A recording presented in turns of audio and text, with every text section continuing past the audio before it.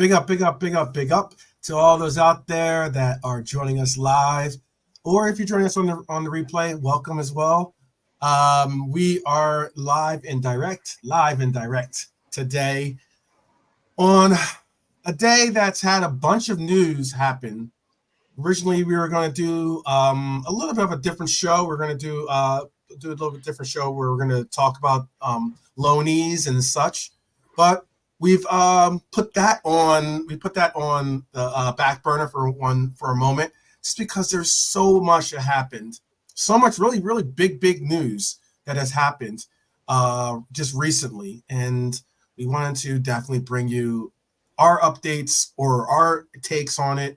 Definitely wanted to hear your opinions on it as well, whether it's through the chat or whether it's through the comments section. So please do leave comments on these videos if you can, with your thoughts. If you don't get the opportunity to leave them, to share them live, or even if you do share them live, maybe you want to just repeat them. But all the same, we are joined today by Lee and the Irishman. Lee, how you doing?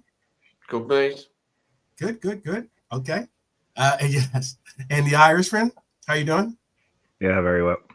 Okay. Oh, short and sweet. Sorry, I'm just still getting set up proper. No worries. Yeah, and congratulations, Daryl. He's a big oh, right, okay. Yeah, he won he won for Colombia, and he had England going through.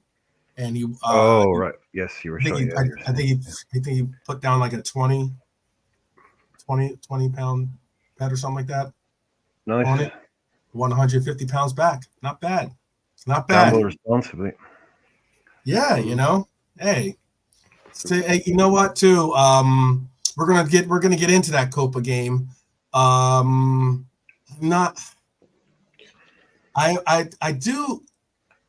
gonna get into the England game too as well, because we do have these topics at hand that we're gonna talk on.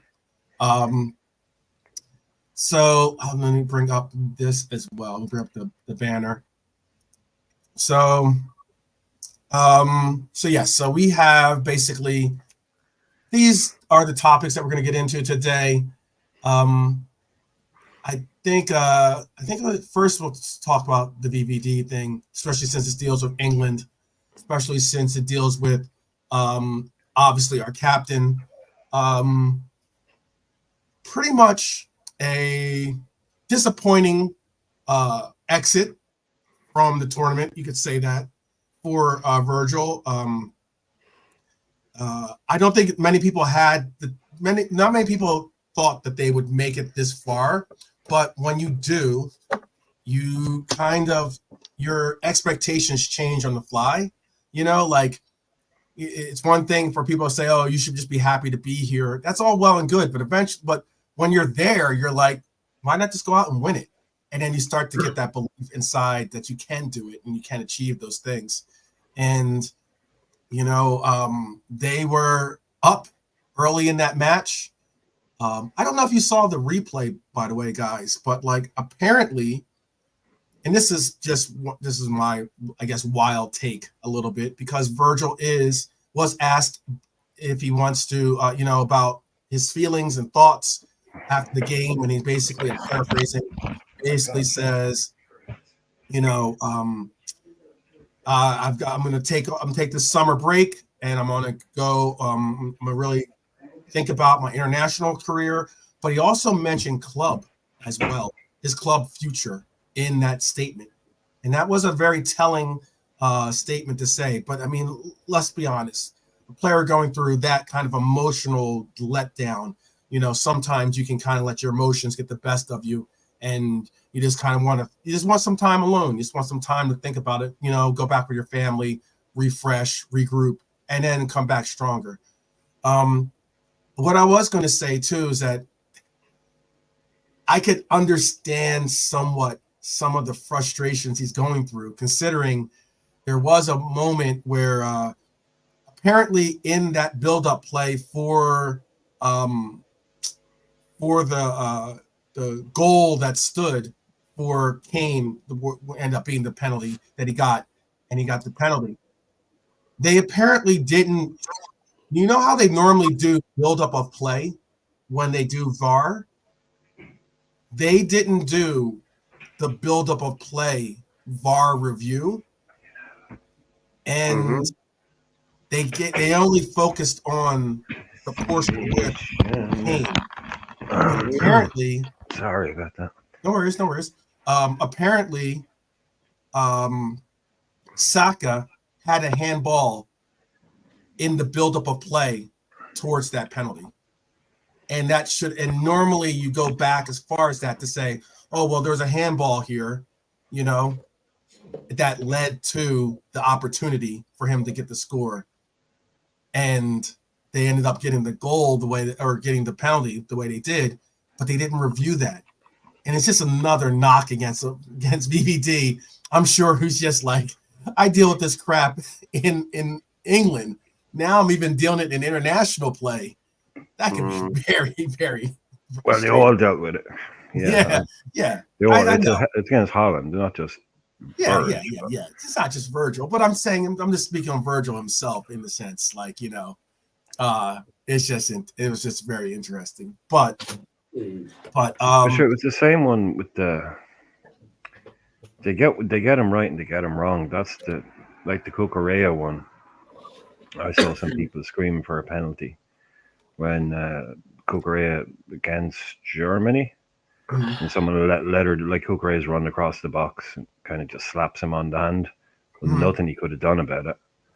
And that might have got given before, but they looked at it. It was like, yeah, no, that's cool, let it go. And I seen people crying out for that. That to me was a good call. And then I think you've probably got most of them right. I think because you remember the bad ones, you don't remember the 10 ones to get right. That's just human nature. You remember the ones to get wrong. Yeah. 90. They get like 90% of the. I think the numbers around like 90-some% or whatever. Yeah, like they're not. But again, it's the ones that tend to be remembered are kind of the big ones, or the ones that actually ended up making a difference. Like, how in the world? Honestly, like your man, he straightens his leg, okay, because the ball is there, and the Dutch player straightens his leg, which makes it look, if you're doing it in slow-mo, like he's going out to put his foot in, but he's not. He's just straightening his leg to try and get to the ball. So if you put it down in super slow-mo, it looks like there's Harry Kane, and a guy just comes in and goes, bang. I'm moving my leg at the moment. I don't know why I'm doing that. You can't see it, but extends his leg into him. He didn't. It's just if you've ever played football at any level, you just know that he was going for it, and Kane was going for it, and Kane swung and smashed his foot into your man's foot. In no world is that a foul. That's just what happens on the pitch when they're going for the same ball. Yeah. It's that defender's job is to go for that ball, and he's not in danger. It's at the same height. It's the whole, and then you pull it back, and then you see it, and say, okay, right, yeah, you can see it now. It's that thing that happens all the time where a guy goes for a ball and kicks the other guy. No, penalty. Right, okay. Well, I hope, like, England fans, that they've gotten this one now. Then I hope. And they're happy to take it. I hope that you're not coming away from a final going, that was never a penalty against us. Right. That's all I can say, because you've got one now. So, isn't it? Yeah, if you get them, you're made up. And if they go against you, then you're distraught, aren't you? That's just the way it is. It plays with VAR. Yeah. If you get lucky with VAR, it's all good, isn't it? When you're happy. And then when it has you off, or when you believe it's had you off, you're human. Yeah. There's a lot though. What are your thoughts though about him putting in the club, him including? I need some time. Sorry, can I get the quote again? By any chance? Okay. What was the? Yes. Give me a second. I'll pull up the quote for you. Give me one. Yeah, I have. Yeah, I haven't heard this. I think I'm so bad for that kind of stuff. I didn't hear this. Just a general. He's got a year left on his contract, Virgil. Yeah. Yeah. Yes. Yeah. Yes. Him and Trent, both with what's that? just Yes, him and Trent, and both on the line. They are both on yeah, good deals. and Mo. You can Well, include Mo, Mo yeah, in that but we too. kind of expect Mo to. Yeah, we're kind of expecting Mo to go. leave after his, but yeah, two guys that There are talks that Edwards is interested in continuing, trying to extend his contract, which is interesting. Good. Or not Edwards, but excuse me, Hughes. Let me get the quote though for you. You guys can continue on. Yeah, I'd be happy enough because I've said it before that you don't know what's going on inside a Okay, player's here it head. is. I have it for you. Okay, go ahead. Yeah, go ahead. All right, so I'll give you the entire context of it. This is for the people and for those in the chat that haven't heard the entire quote. So as we all know, his contract expires in 2025. He said, "I haven't the slightest idea right now about," and he's talking about his future. Quote, "I will think carefully this summer about what I want at club level and as an international player. Then we'll go for it again. But first, recover from this. After a season like this, where all kinds of things have happened, it gets emotional at the end because you know it's over. Especially in the second half, I had the feeling the outcome would fall our way.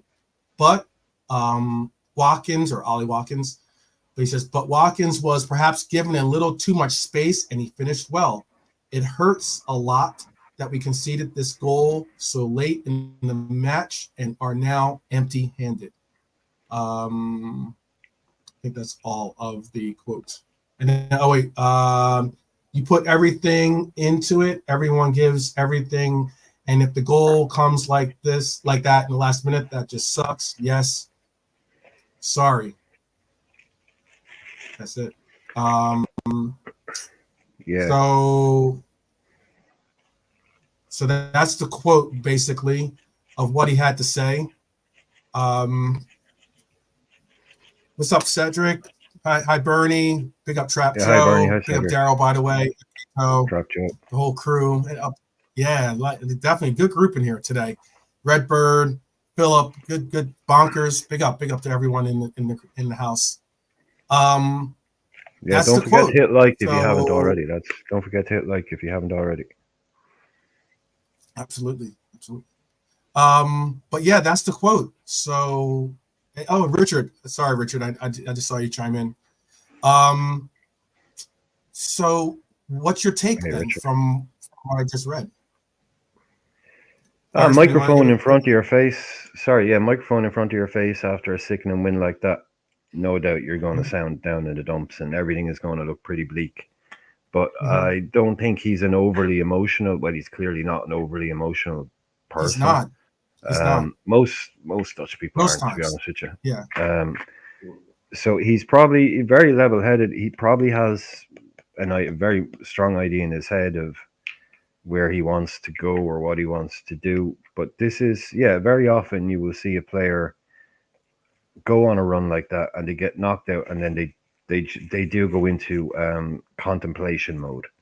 Yes. As in, like a lot of players, if you count the amount of times that certain international players have retired and come back and, but yeah, you can see this being a kind of, well, do I have the, after what's just happened, do I have the motivation to do this again with Holland for another 2 years and go, I'll be X age then in the next Euros, I'll be 37 nearly or 36. So he definitely sees in that kind of, right, is this the time to call it quits? Because that is, I think you can see what he's saying there, like, and he's been very diplomatic, but just to say the way he said it, like, that is a stone cold kick in the balls to lose a game like that. Yeah. On the brink of, that's not really very easy to take for a defender, especially probably. Yeah. To, like he said, to do X, Y, and Z.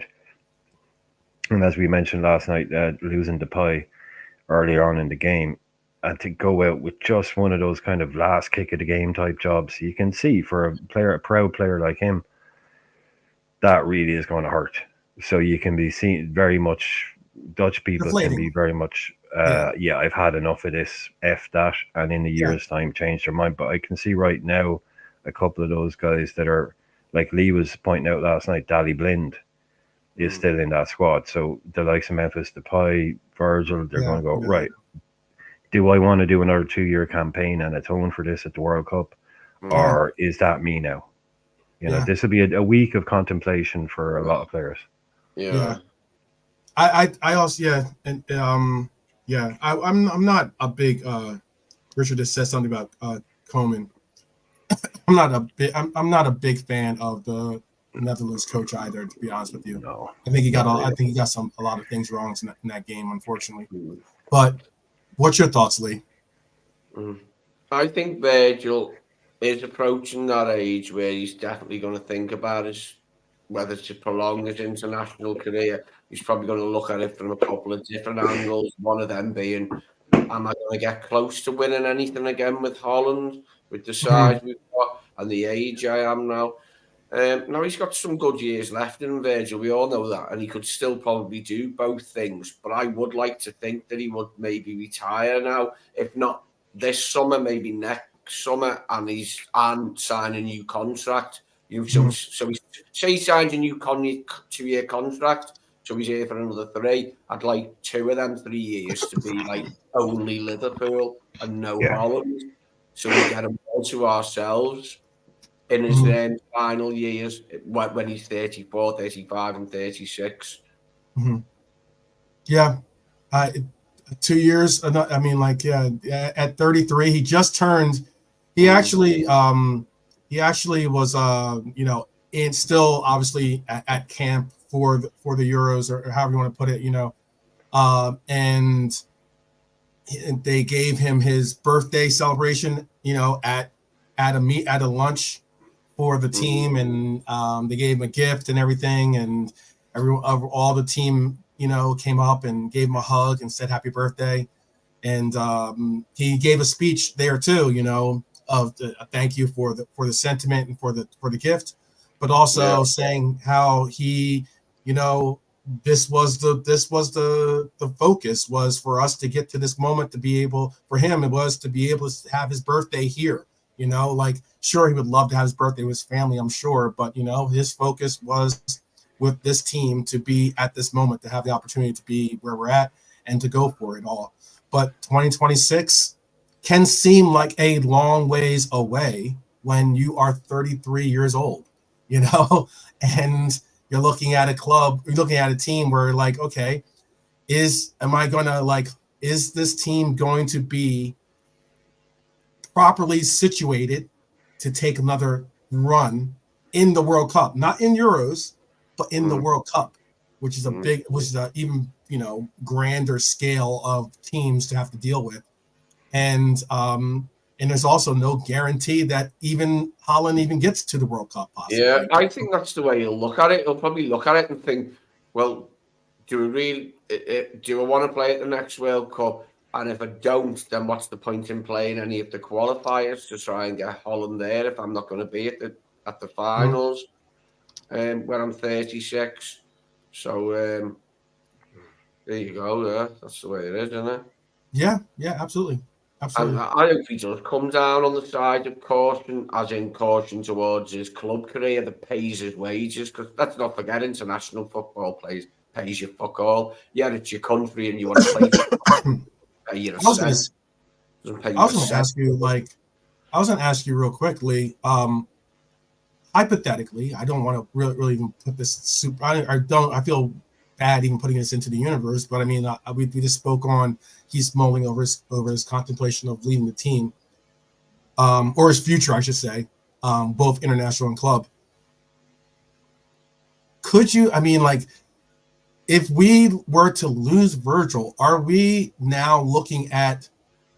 Do you think we would have still the means to make top 4, much less compete for a title this year? Do you think he's that important of a piece that, if that piece is gone, do you believe that it dramatically changes? Yeah, currently, because we've got nothing else. If that piece isn't there, then we're looking at Ibu as being the main man, but the guy's never fit. Yeah. So we'd have to find a different, unless his fitness record changes drastically over this season and he turns into another Virgil who rarely ever misses any games ever. Then yeah, we would really miss Virgil because he's sort of like an ever present, and apart from Pickford's insane assault on him, put him out for like a season and then gave him another 6 months after that to get back to his best. Yeah, he hardly ever spends any time out, and that's what you need from a captain and your best centre half, isn't it? Like, yeah, fit all the time, and that's why I'd like him to have an even better fitness record, maybe with no internationals. There's no chance of him getting injured when he's away, or picking up knocks that he brings back that turn into something. Then when he's back here, that we'd be able to forget about it. I mean, who have they got? They have got a lot of centre halves. So we've got Botman's young, isn't he? Botman, Van der Ven's young. They've got De Vrij's quite old, isn't he? He's about 32. De Vrij. Ake's about 30, isn't he? Ake's about 30, 31. But Van der Ven and Botman are young. Yeah, Van der Ven and Botman are about 22 and 26, 23, 26. Ake's around 28. The other two boys, De Vrij is in his 30s. Yeah. They've got De Ligt, obviously, who's rebuilding his career. He's 25 now-ish, 26 at most. Can't be more than 26. Can only be 25. It's not like you don't have options, is it? You don't have younger options. Yeah, look, if he wants to, it's a very kind of, obviously, it's a well-worn old trope, that you knock the international career on the head and it prolongs you physically.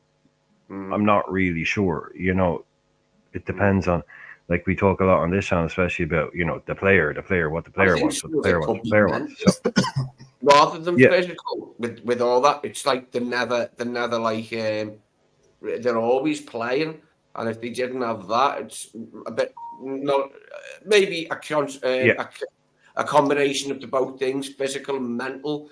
Going away to international tournaments such as this one. If you don't have, you've got a lot more downtime, haven't you, to relax and chill and just be yourself. Which is kind of what I was saying. Like, this is what, when we talk about people, we're talking about players, talking about individuals. You're talking about someone who may hate not going away. Like, we spoke the other night about Southgate fostering this really good atmosphere to camps. These guys love going away.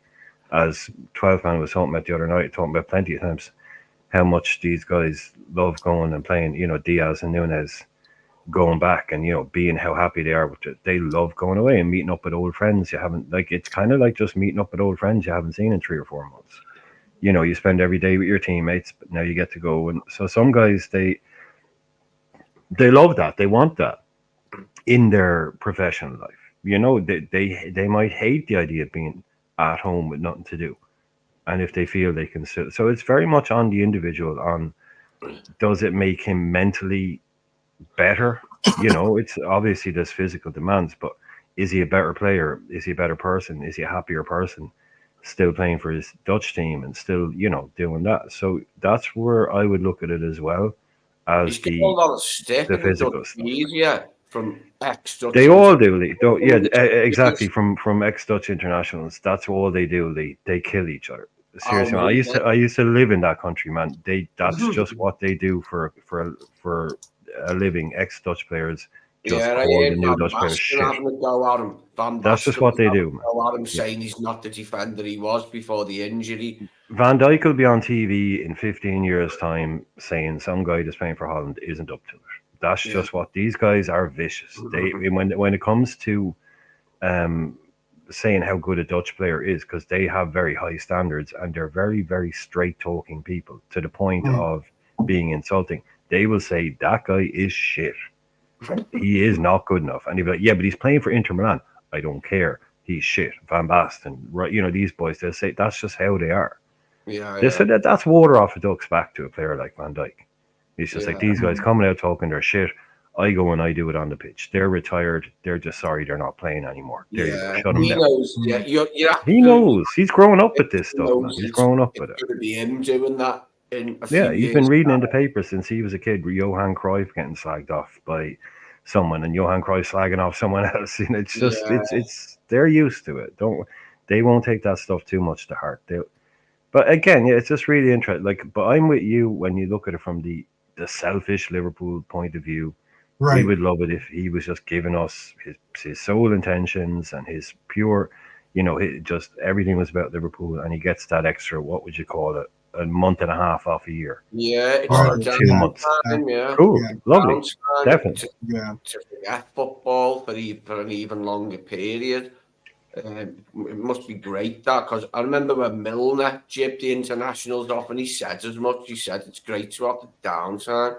He said going away with England when I was never going to play anyway, like in my later career, was just rubbish. He didn't say it But was that's rubbish. He said it has its place. He said it has its yeah. place, but he wasn't happy that he was never under consideration to actually get on the pitch in his That's what I'm later. saying. It comes down to the individual, doesn't it? Like you can't Mhm. say all players like this, because like Milner was like, nah, jack that off as soon as I got the first. Yeah, as soon as I realized not playing, I'm 34. I'm not traveling around the world with Gareth Southgate just to sit on a bloody bench. Yeah, Yeah. Nah, forget that.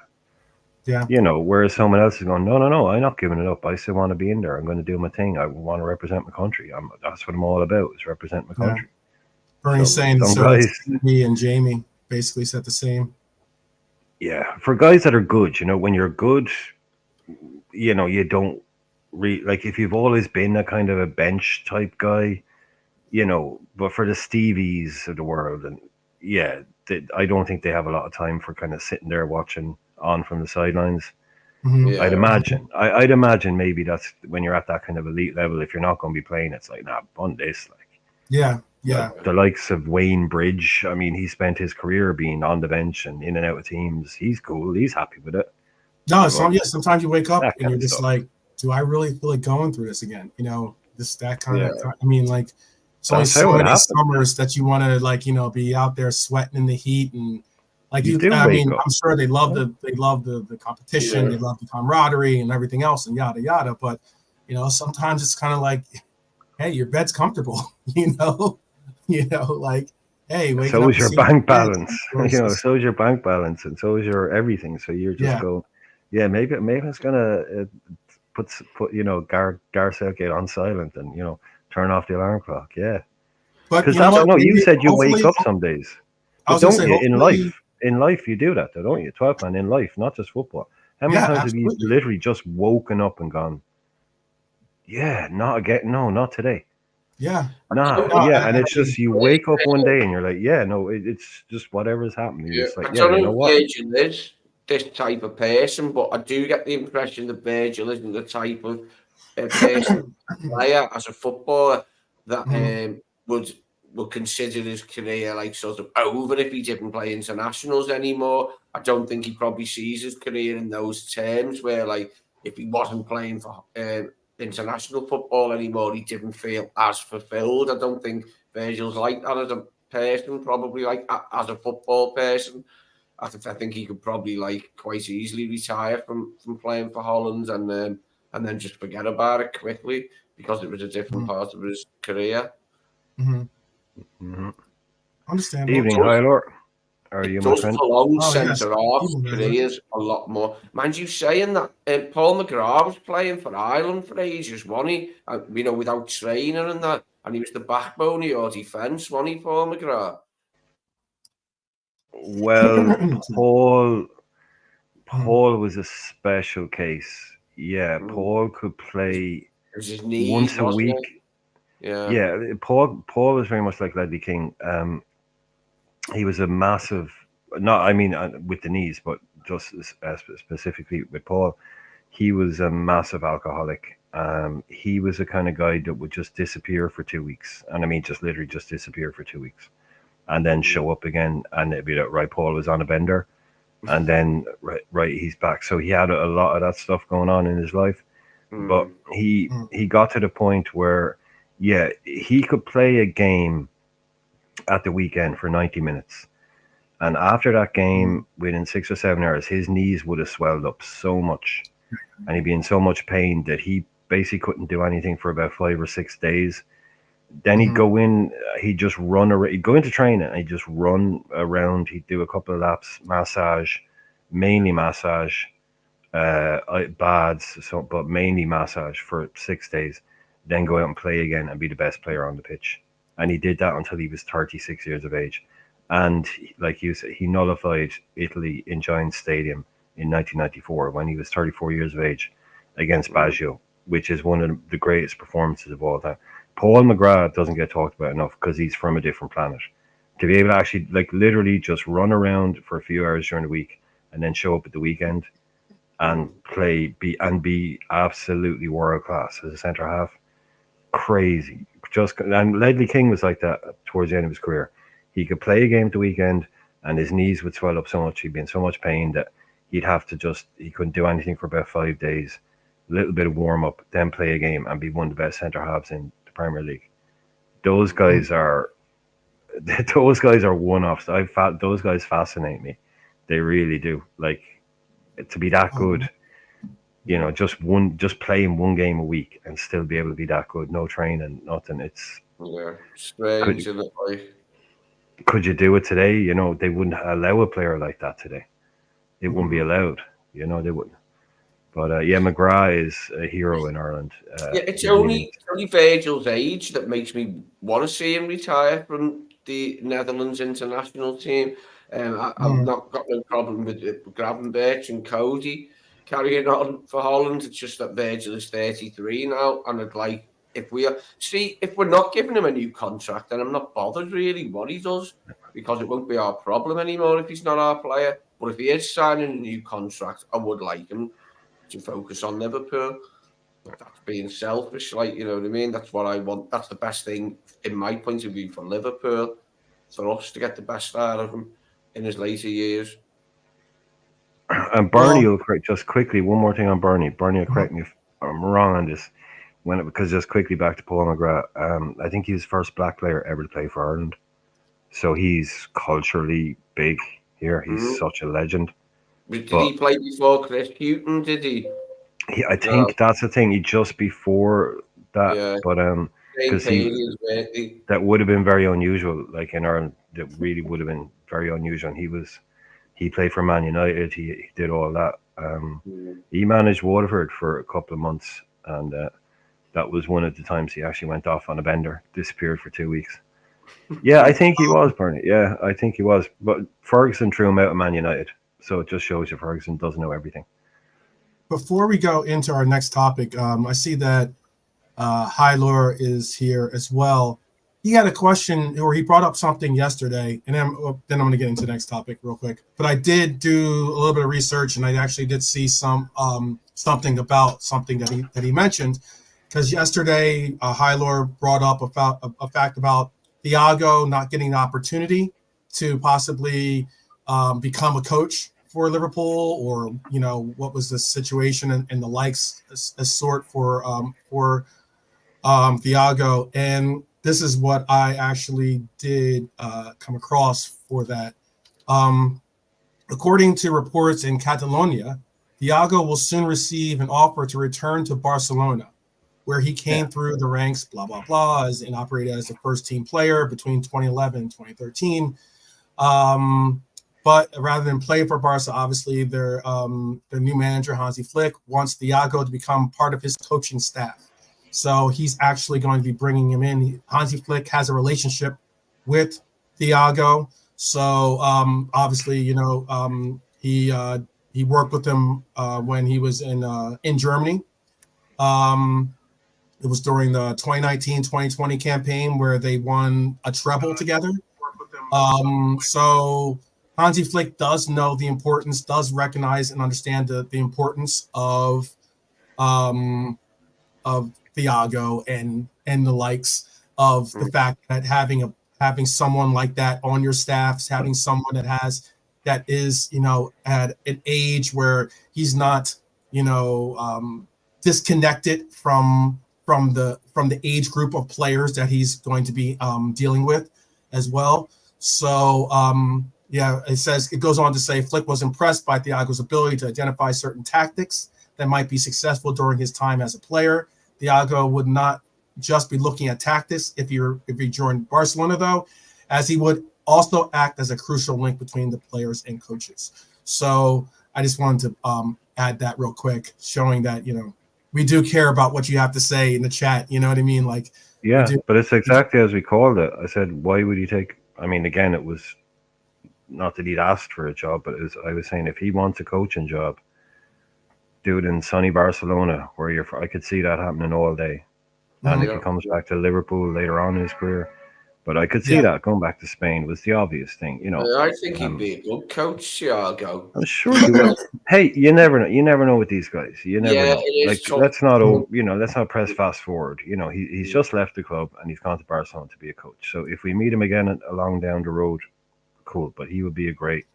I'm just still annoyed that he didn't get to spend a year on the pitch actually coaching Bajcetic alongside him, because I was hoping that would be the last sort of contribution he would make to us before he left. But obviously we've been over that one a million times. It didn't happen. So yeah, he will. I mean, yeah, imagine being some 14-year-old midfielder and walking out during the summer first day of training, and there's Thiago doing one touch drills with you. I mean, come on. Yeah. I mean, you also mentioned about his impact with Bajcetic, I believe you said. I believe that you were the one that was bringing that up, I believe. That's what I was just saying there a second ago. Yeah. I don't know. Yeah. I was saying that's what I was hoping from his yesterday last contribution. Too. You mentioned it yesterday. Yeah. That's what I was hoping would be his last contribution at Liverpool, would be that year spent playing alongside Bajcetic in the first team. But then, like I said, we've been over that a million times. It didn't work out. But it just just so many what ifs. And you could see, looking at, like I say, further on down the road, further on, as Clapton sang, further on down the road. I mean, that song was about a different thing, but we'll leave it at that.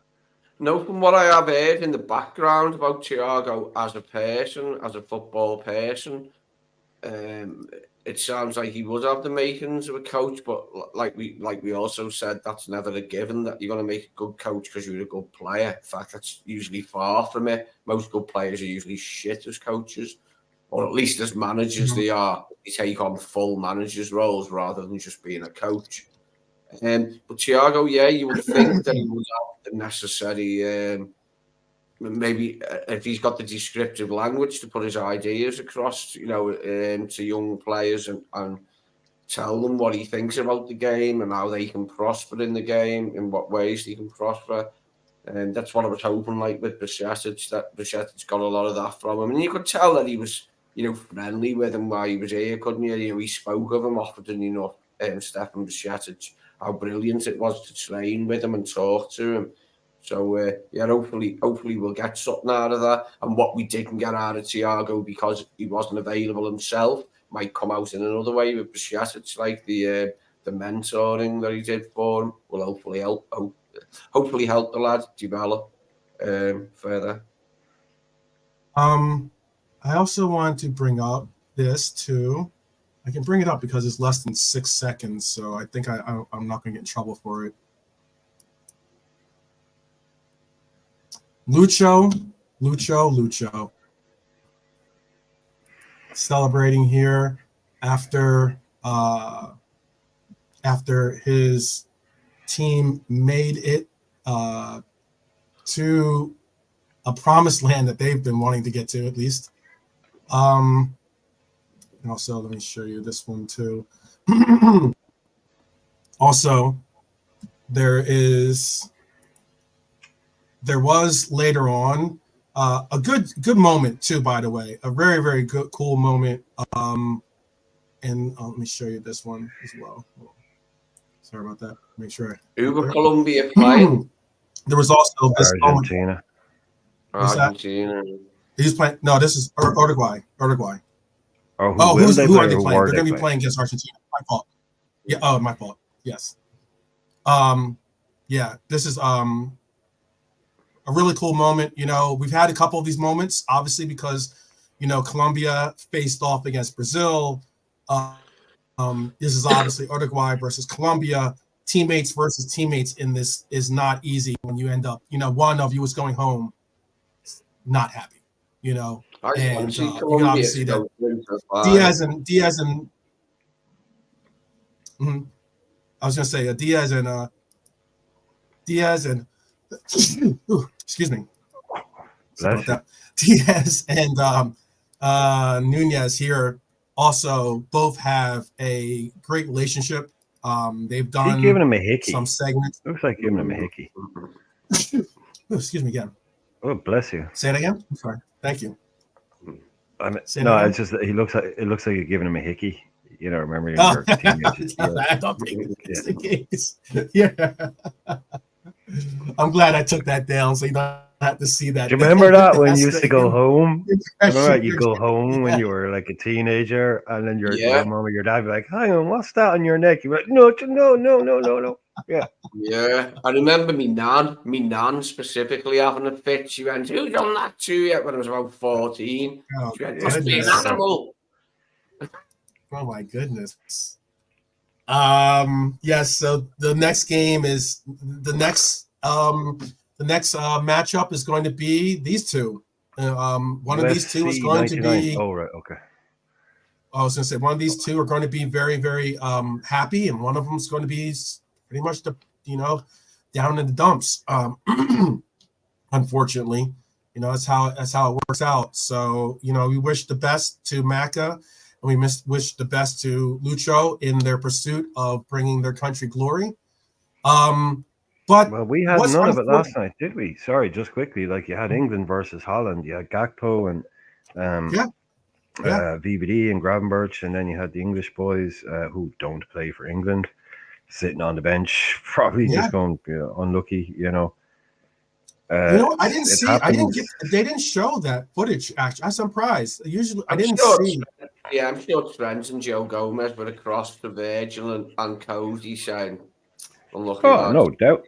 Yeah, of Yeah, course. On the even I pitch mean, after. don't forget Ryan's out there too. Ryan's there Mhm. too. Oh yeah, so So yeah, Gravenberch. You got Van Dijk. You got Gakpo, Yeah, it's and who have we not got? like Just the two went boys, right? across to them, is it? It's not like that wouldn't have happened. Of course, it would have Yeah, of happened. course. Yeah. right, Um, right. it's funny. It's just that Diaz is the one that looks like he's the most upset there. It's Oh just yeah, funny. yeah. Like, it's like, Well, he was already emotional. He was very. I know like you didn't probably get a chance to watch it live, but he was very emotional. I don't know if Chris is in the chat still, but Chris, I was watching. I wasn't able to be a part of the chat, but I was watching the broadcast for them on their channel, and yeah, I mean, like even Chris was like, you don't see Chris like tear up a little bit. It looked like Chris was kind of like catching a tear here or there a little bit he because had something.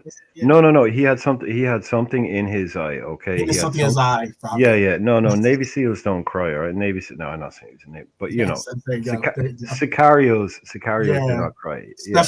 special ops don't cry. Yeah, Yeah, he had something in his. A bit of dust. Something flying around. yeah. There's I had a good feeling for Colombia getting through. I felt Colombia would get to the final for some reason. I don't know why I felt that. I just mhm, did. mhm. I just had a feeling for them. Well, one thing I was going to say is that unfortunately, and this is something that they'd already in the feed that we had, they'd already cut from the celebration on the pitch and the likes. They were already back in the studio, and then they brought it back to the actual pitch when the Uruguay players were starting to go into the stands. And that's the part that is what's getting the big headlines today.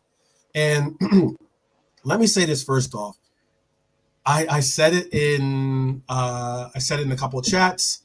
I've said it. I don't know if I said it on my X account or Twitter account just yet, but for whatever it is, I understand that there are those out there that definitely appreciate and still support Luis Suarez, but there are certain parts about Luis Suarez that I would definitely disconnect from personally.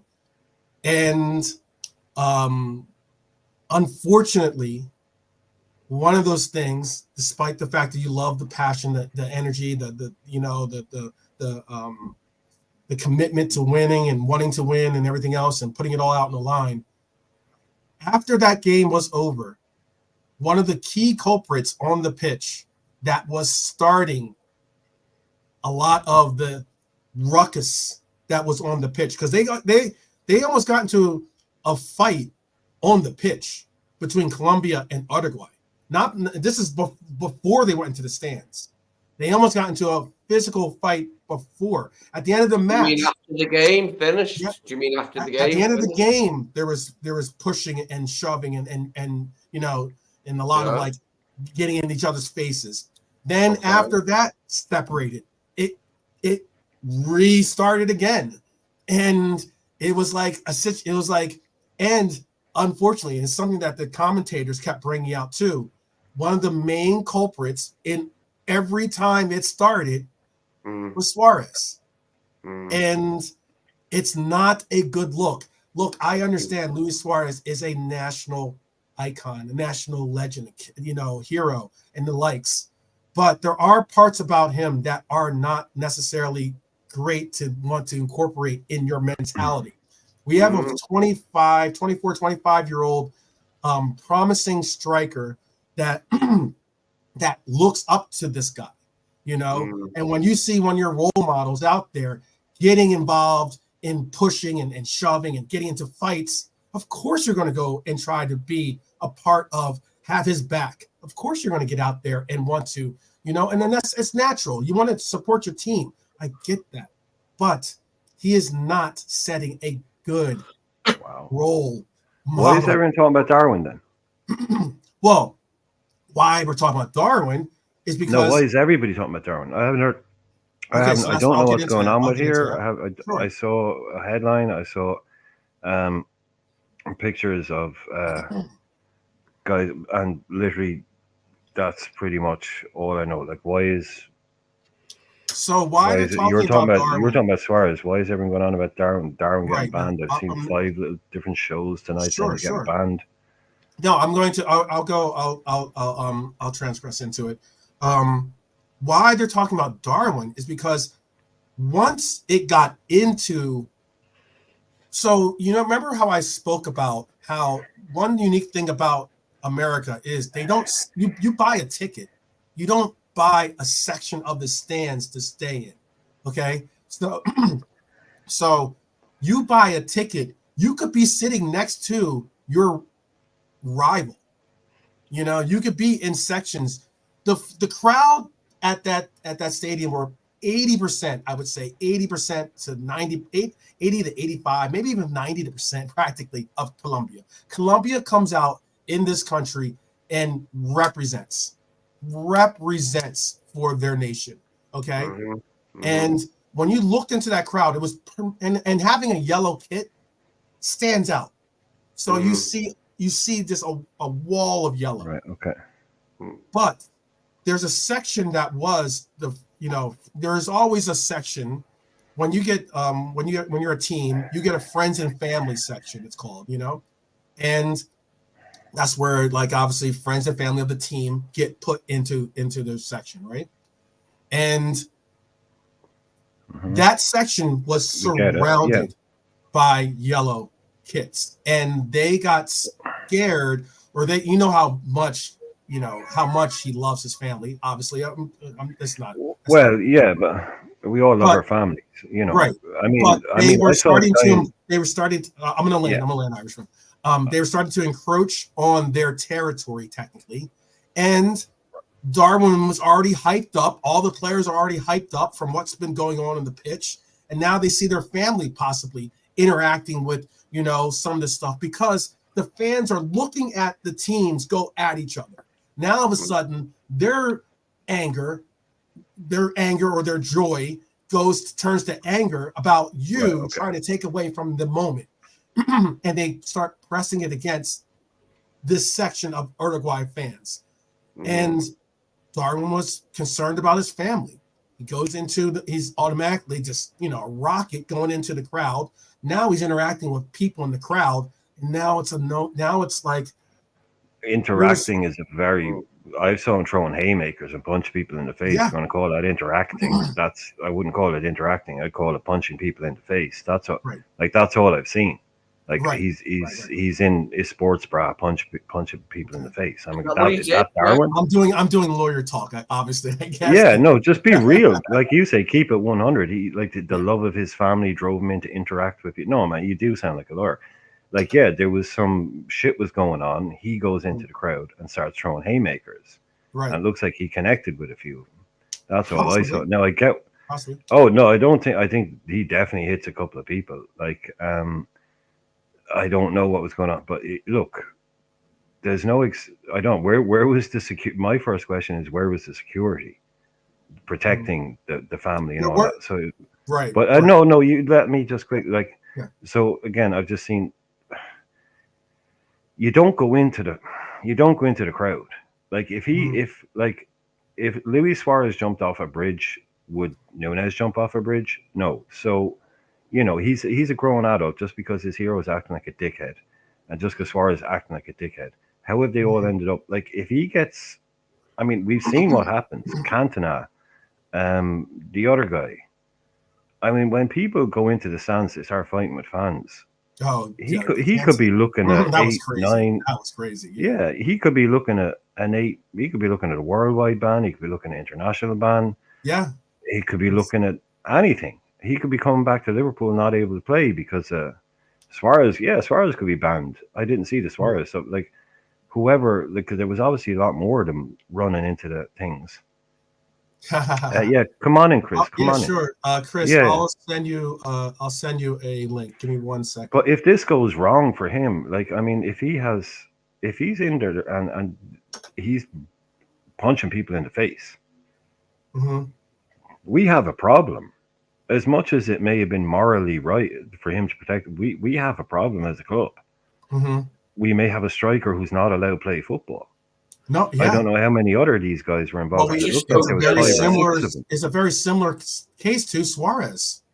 Yeah, it looks like there was 5 or 6 of these guys went into the stands. They could all be getting bans. Yeah. I mean, I just hope it doesn't happen. Honestly, some other way. It's not a ban. Honestly, put in the comment, it said Araujo's father confirms that his daughter and women were getting attacked, but his son's teammates should just watch it unfold as long as their families are safe. Yeah, I think there were people there were.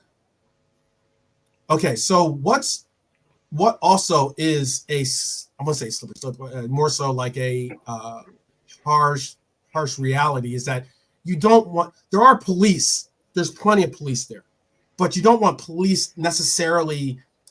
And this is just like thinking about January 6th, but like you don't necessarily want police with firearms in the crowd, because the last thing you want is someone. No, but you have stewards, right? Yeah, you're stewards. Like surely there were police officers. There were actual police officers that just didn't have their obviously their weapons.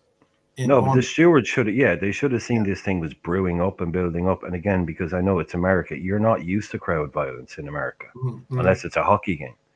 Right. So again, it is like in England, or in Europe, they would have been that thing would have been shut down real quick because they're like, this is kicking off. Go in hard, go in heavy. Probably would have, but they're more used to that stuff in England and Europe. Maybe in America, they're not used to basically, the crowd, that kind of stuff happening. It's not that happens every week here, but the security here is more kind of primed and ready to go. Like just a load of stewards go in and just, you'll seem to all be in a high-vis ring around the air or whatever it might be. This only happened last night. No, but we're talking shy on. You'll see it too. Brian, I'll have to watch it properly. Yeah, I will.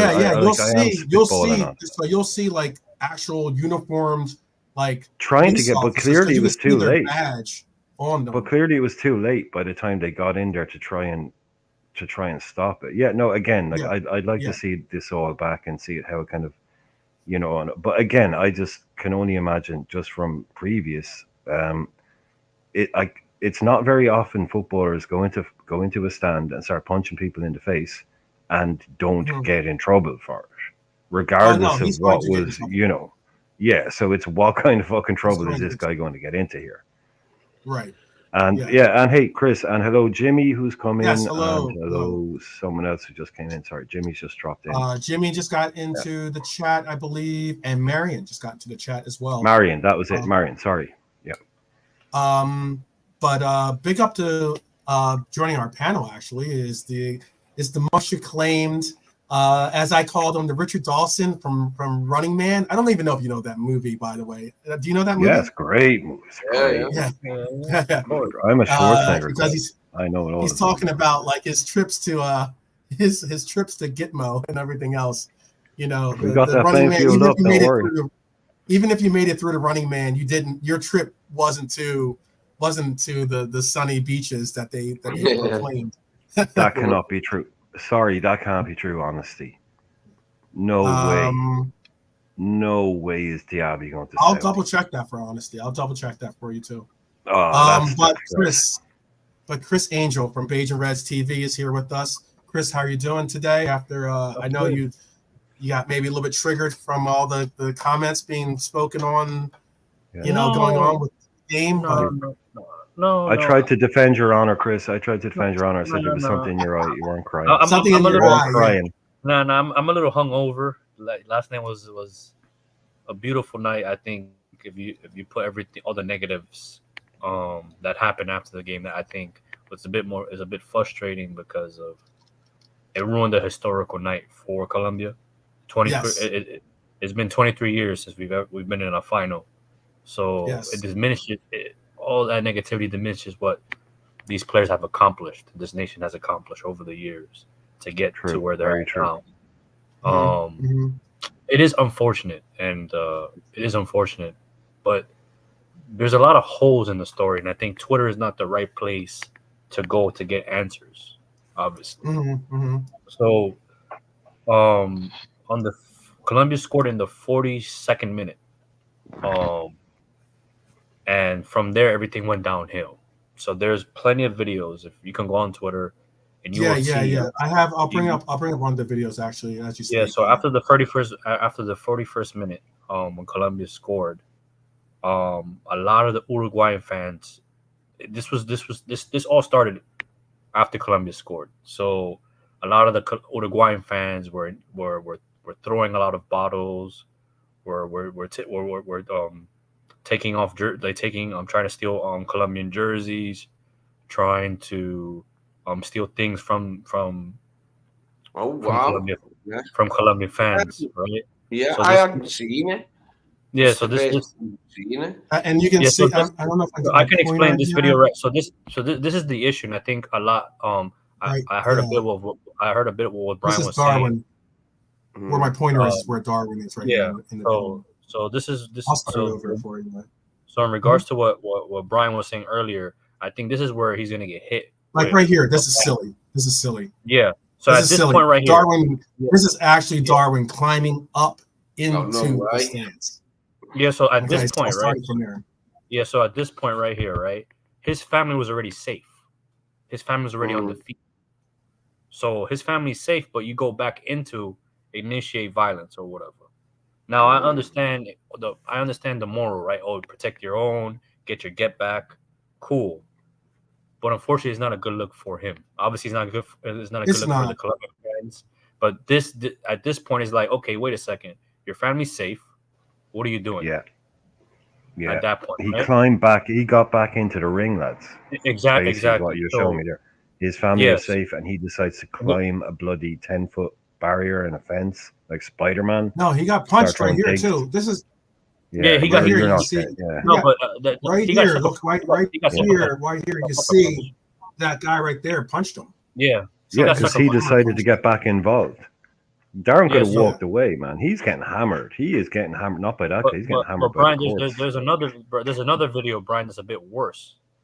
After this situation, he comes off. Darwin, he comes off. He grabs a chair and tries to throw it to the Colombian fans. Oh, lads! Darwin, come on, dude. And it was stopped. And it was stopped by security. Chris, can I ask Chris? Before he got to throw it, he was stopped. Yeah, but quickly, Chris, I think you were explaining in more in a kind of a timeline way there. Can you go back and maybe if we can just let Chris go? You were saying it started with In the some yeah, stealing that we. Yeah. so this whole started like this whole escalated. Now obviously this isn't an excuse, so I'm not trying to make an excuse for people. No, but this is what I need to hear. How it started. So in the 40 when Colombia scored their first goal, I think 12. Can you find out the exact time Colombia scored their first goal? Was it the 40 minute? Yeah. So at that point, 27. I can probably find this video and send it to you guys, where Uruguayan fans started. They were pretty much being sore losers in the stands, and they started trying to take people's jerseys away, trying to get into people's pockets, and this started in the top of the stadium, like in the nosebleed seats, pretty much. So this was brewing up for about 45 minutes or whatever. Right. And then when the game ended, there's a player called Borja. He plays for River Plate. 39th minute, by the way. 39th minute. So it was brewing up from the 39th minute throughout the whole. So it's like what 60, 50 something minutes or something Right. like I mean, that. they went into halftime. Shit was probably happening at halftime. Yeah, exactly. I mean, you're probably standing in the beer line, exactly. listening to people talk trash. And then you have and then you have also like I said, guy. Yeah, so I'm not making excuses for anyone, but before the end of the game, the oh man, how do you call the booths where the executives are at? What is that called? Yeah, the club box. All right, so the clubhouse, there were Uruguayan fans in the club box. There were Uruguayan fans in the club box throwing beers from there. Yeah. So because from club box seats, you're kind of separated a little bit. You have like a little bit of a barrier. From the actual crowd, so they would have to actually really. So at the end of the game, when the final whistle, Colombia won. Everyone's celebrating. Borja, striker for River Plate, plays for River Plate. He's Colombian. Goes out in the middle of the field and celebrates. He takes off his shirt, and there's lettering pretty much saying something about God, like thanks God for taking us here or whatever. Suarez goes and tries to, in a way, I guess, being a sore loser in a way, was like, oh, what are you doing? Have some humidity, blah blah blah. So it became a scuffle in the middle of the field at the end of the match. Anyone can find the video. It's there to be type thing. And then out of nowhere, maybe like 10 minutes later, all you see is players running into the crowd, where you see Darwin, you see Araujo, Ugarte. They're all out there fighting and stuff. My issue with that is the fact that there was not enough security there. Yeah, that was my. They were never. I don't think you ever have enough security for that. Yeah, but if you look at the video again, the video that 12 put up, there was one female holding everyone back. One female. I know. Yeah, she was a G. She was a G. Yeah, this is. Yeah. She was let's get serious now. Exactly. Security had he not warned that it was brewing. That's the whole point I was making. This didn't just happen in a second. It should have been for an hour almost, hadn't it, from the 39th minute? And then after the game, it was probably, it'd been going on for over an hour, hadn't it? So he must have had time to weigh it up and say, let's get in there, and get amongst it and stop it. Stop the main antagonists from, making it bigger, which is obviously what happened. And yet, there are some unpleasant aspects of Suarez's character. All right, his will to win's great and that. And, he won't take any messing, but, there are unpleasant aspects of his character in that regard, where you wish he wouldn't go so far with stuff Yeah, it's sad because you look at the grand scheme of things.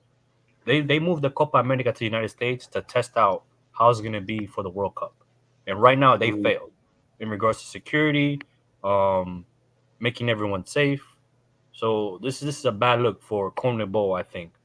And again, it's a bad look for football. It's a bad look for football. But I also think now this is where this is where like I said earlier, like it kind of just diminishes what was accomplished yesterday. Is just there's some idiots that can't handle alcohol and shouldn't be fucking drinking. Excuse my language.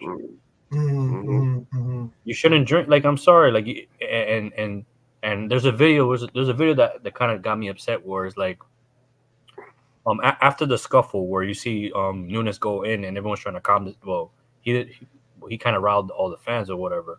But after that, the dust settled there.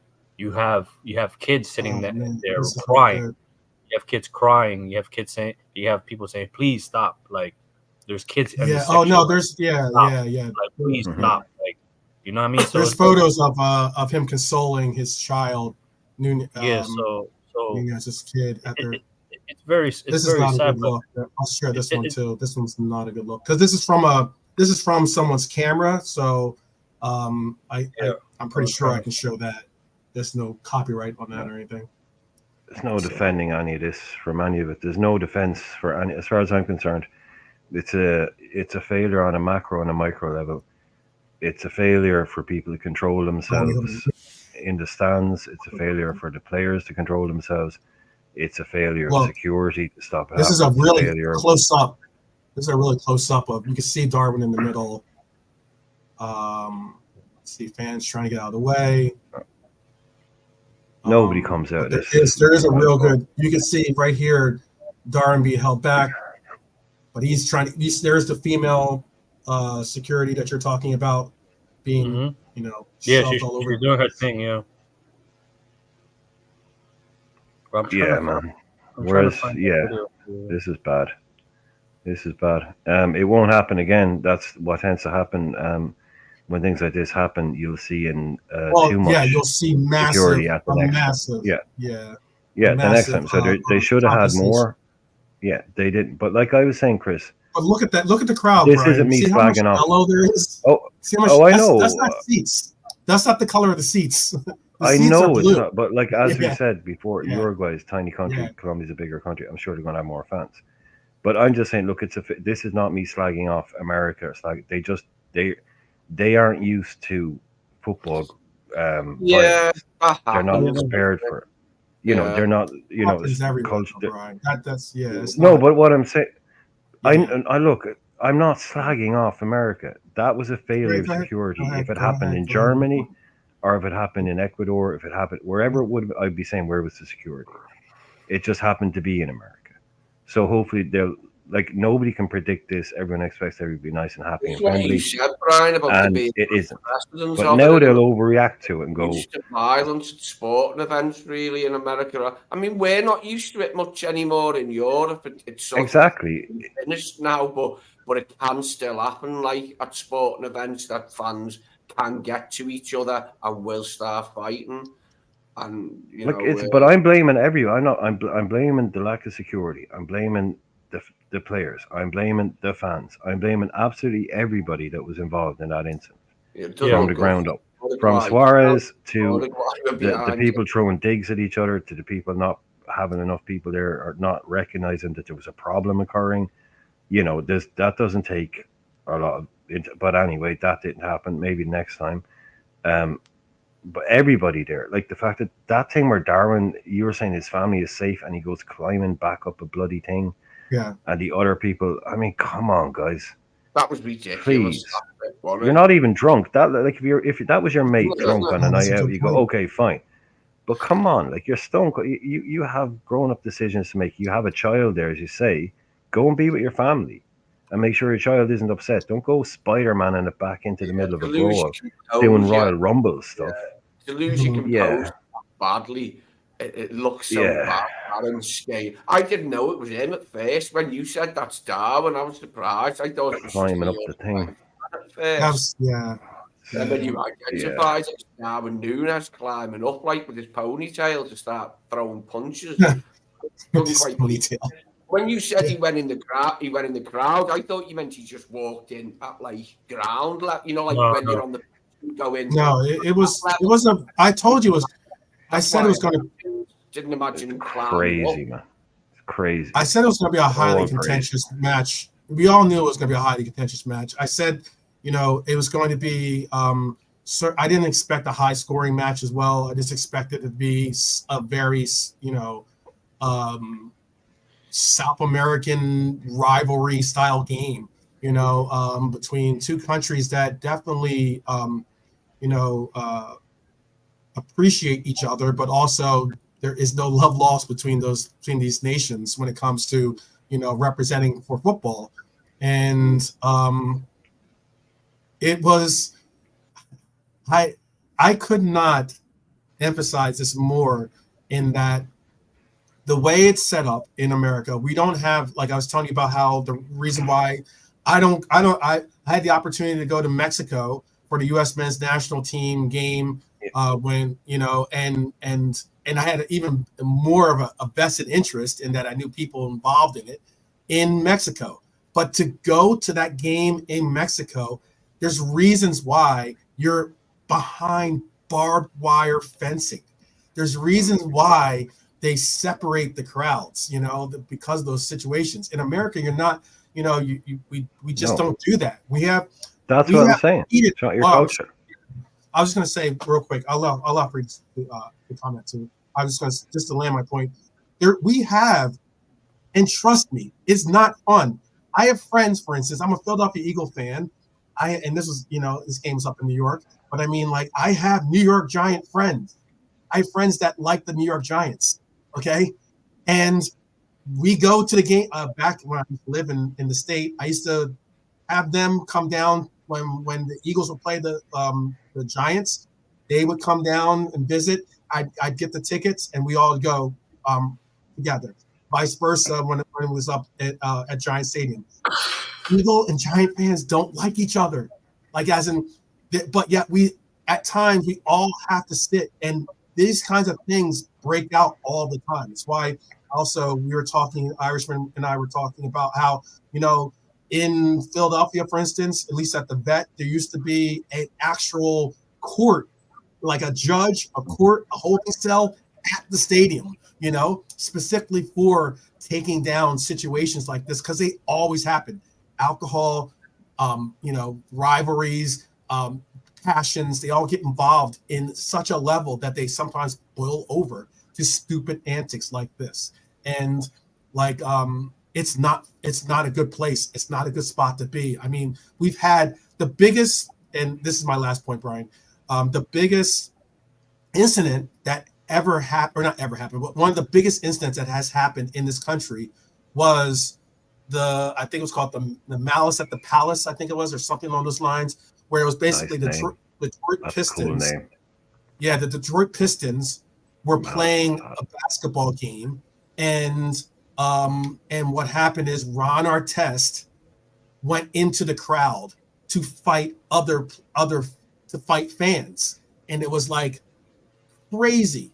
You really never really saw that, because there's plenty of times you hear these fans take liberties with what they have to say. There's fans that will say things that you will not say to that player's face if you saw them on the street. But yet you take liberties at the game saying some harsh and sometimes disgusting things. And yet, like, the mob mentality. Ron Artest said, nah, you picked the wrong guy. And all of a sudden, it went into the crowd, and it got ugly. And now all of a sudden, you have a case where you're having, that fourth wall is no longer there, and that's a dangerous situation. I know you're saying, like, it is, like, someone has me on loudspeaker. You need to turn it off. We got an echo. I know what you're saying. I'm not saying that it should have been segregated beforehand. It's just like, you work clubs. I've worked clubs. Mm-hmm. And it's just, my initial reaction was, where was the security to realize there was an issue and to kind of move in, and that's all. But that's just me. Again, I don't think that was the main issue here at all. It's just something that would probably be learned from. But I am genuinely worried, looking at what are the precedents for these players, getting involved in brawls, getting involved in, like, what's the typical, like, you could be 6, 7, 8 months if this goes bad for Darwin. Again, that video doesn't look great. I mean, we're talking about him hugging his kid. I mean, why does your like your child doesn't need to see video of her daddy punching people in the face. That's being a good dad. Isn't hugging your kid after you punch people in the face. It's not punching people in the face for the world to see. You go home to your kid. You look after. You don't be that guy. But why was daddy in the crowd punching people in the face after everything was cool? That's to me but that's just a personal thing. That's just how I feel. It's not for if anyone else feels differently, cool. But I mean, this whole thing is horrible. Like Chris is saying, we're talking about this, and his country and his team have achieved something that for them is monumental now, and they could go on and win this thing. And all anybody is talking about is this horrible nonsense that's gone on afterwards. Colombia fans involved, yes, absolutely. Yes. Uruguay fans involved, yes, absolutely. Fans, players, everybody. This is a stain on everything. This is like what we don't want to see in football. We want to see brilliant games, goals, great players doing great things, and handshakes at the end of the game. Everyone goes home. People go home from the game uninjured, happy. Win or lose, you go home from the game. We as Liverpool fans know how important that is. That when you go to a game, because sometimes people don't come home. Yeah. So you go to a game and you come home happy, safe. This is a stain on the game. Whatever way you look at it. And everybody involved should be ashamed as far as I'm concerned. Yeah. I get Jimmy's comment too. I know you mentioned the comment earlier about Cantona and how Cantona's moment was just pure lunacy. Like, as in, for you to all of a sudden think you're Bruce Lee and go karate kicking into the fans with cleats first. That's just there's no. Well, that was his excuse. Was this guy was racially abusing me. What would have been today called racial abuse. Right. That was so he cracked. He went off. Yeah. Again, no excuse for it. The guy gets an 8-month ban. He comes back a hero. Mm-hmm. Yeah. That's football. We'll ban these guys and bring back here. Darwin's going to take a lot of flack internationally, globally. But who are the other guys? And it's understood and it's warranted. But I can just quickly, who were the other boys in the throwing punches? He is not. He's going to be looked at as being a patriot. He's going to be looked at as being a hero. Well, whatever. But who were the other boys in that were throwing punches? Because it wasn't just Darwin. Like, we're talking about Darwin. Yeah. I saw more. Who were the other boys? Someone was talking about Ugarte. Was one of them, Brian. Chris, you had you said Araujo was one. I know that Honesty put a couple Araujo, Ugarte. Yeah, I think it was like 3 players for sure. Was Valverde in there or no? Yeah. Oh, Valverde, yes, Valverde as well. Yeah, so it's 4 players: Valverde, Ugarte, Araujo, the center back, and Nunes. I sent you 3 videos on Twitter. They're all in trouble. Okay. Yeah, that people are not showing this and stuff. They you know what I mean? But it like I said, like what Brian said, it's a sad day.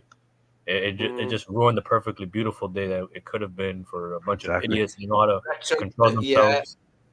Yeah, let's hope it fades away quickly so Colombia can bask in the glory. But you know what I'm a bit worried about, because I don't know. You guys have watched football longer than I have, but let's say, for example, enough of that now. Easy now.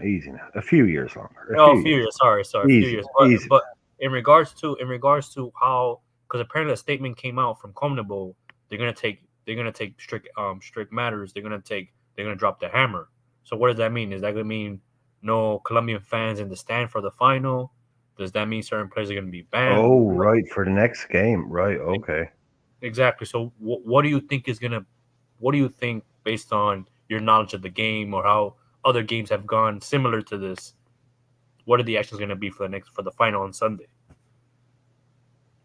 That's a very good question, because it's a real quick turnaround. Yeah, it's on Sunday. That is a hell of a question, actually. How will they? And it's in Miami, which is going to be Colombian territory. Guys, and you think that there's a huge base of obviously Colombians and Argentinians and just Latinos in general that are going to be present for this game, along with other just football fans in general. But I mean, it's going to be a very, very highly contested. But if you if start anything, I'm dropping sure bans, they basically doubled down on the police presence. Probably they're doubling down on possibly even security presence for this game, because the last thing they want is it's one to have a black eye from this game, but having a bad look in the actual final would be a really, really horrible look. That'd be a nightmare, wouldn't it?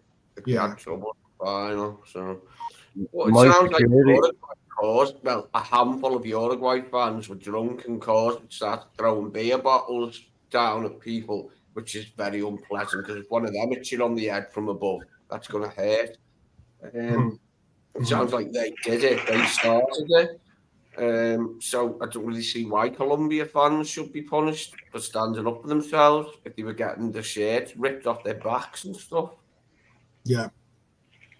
Well, I'd be with I think from like I said, from an event planning point of view, if you're asking me what I think happens, I don't know what they'll do, but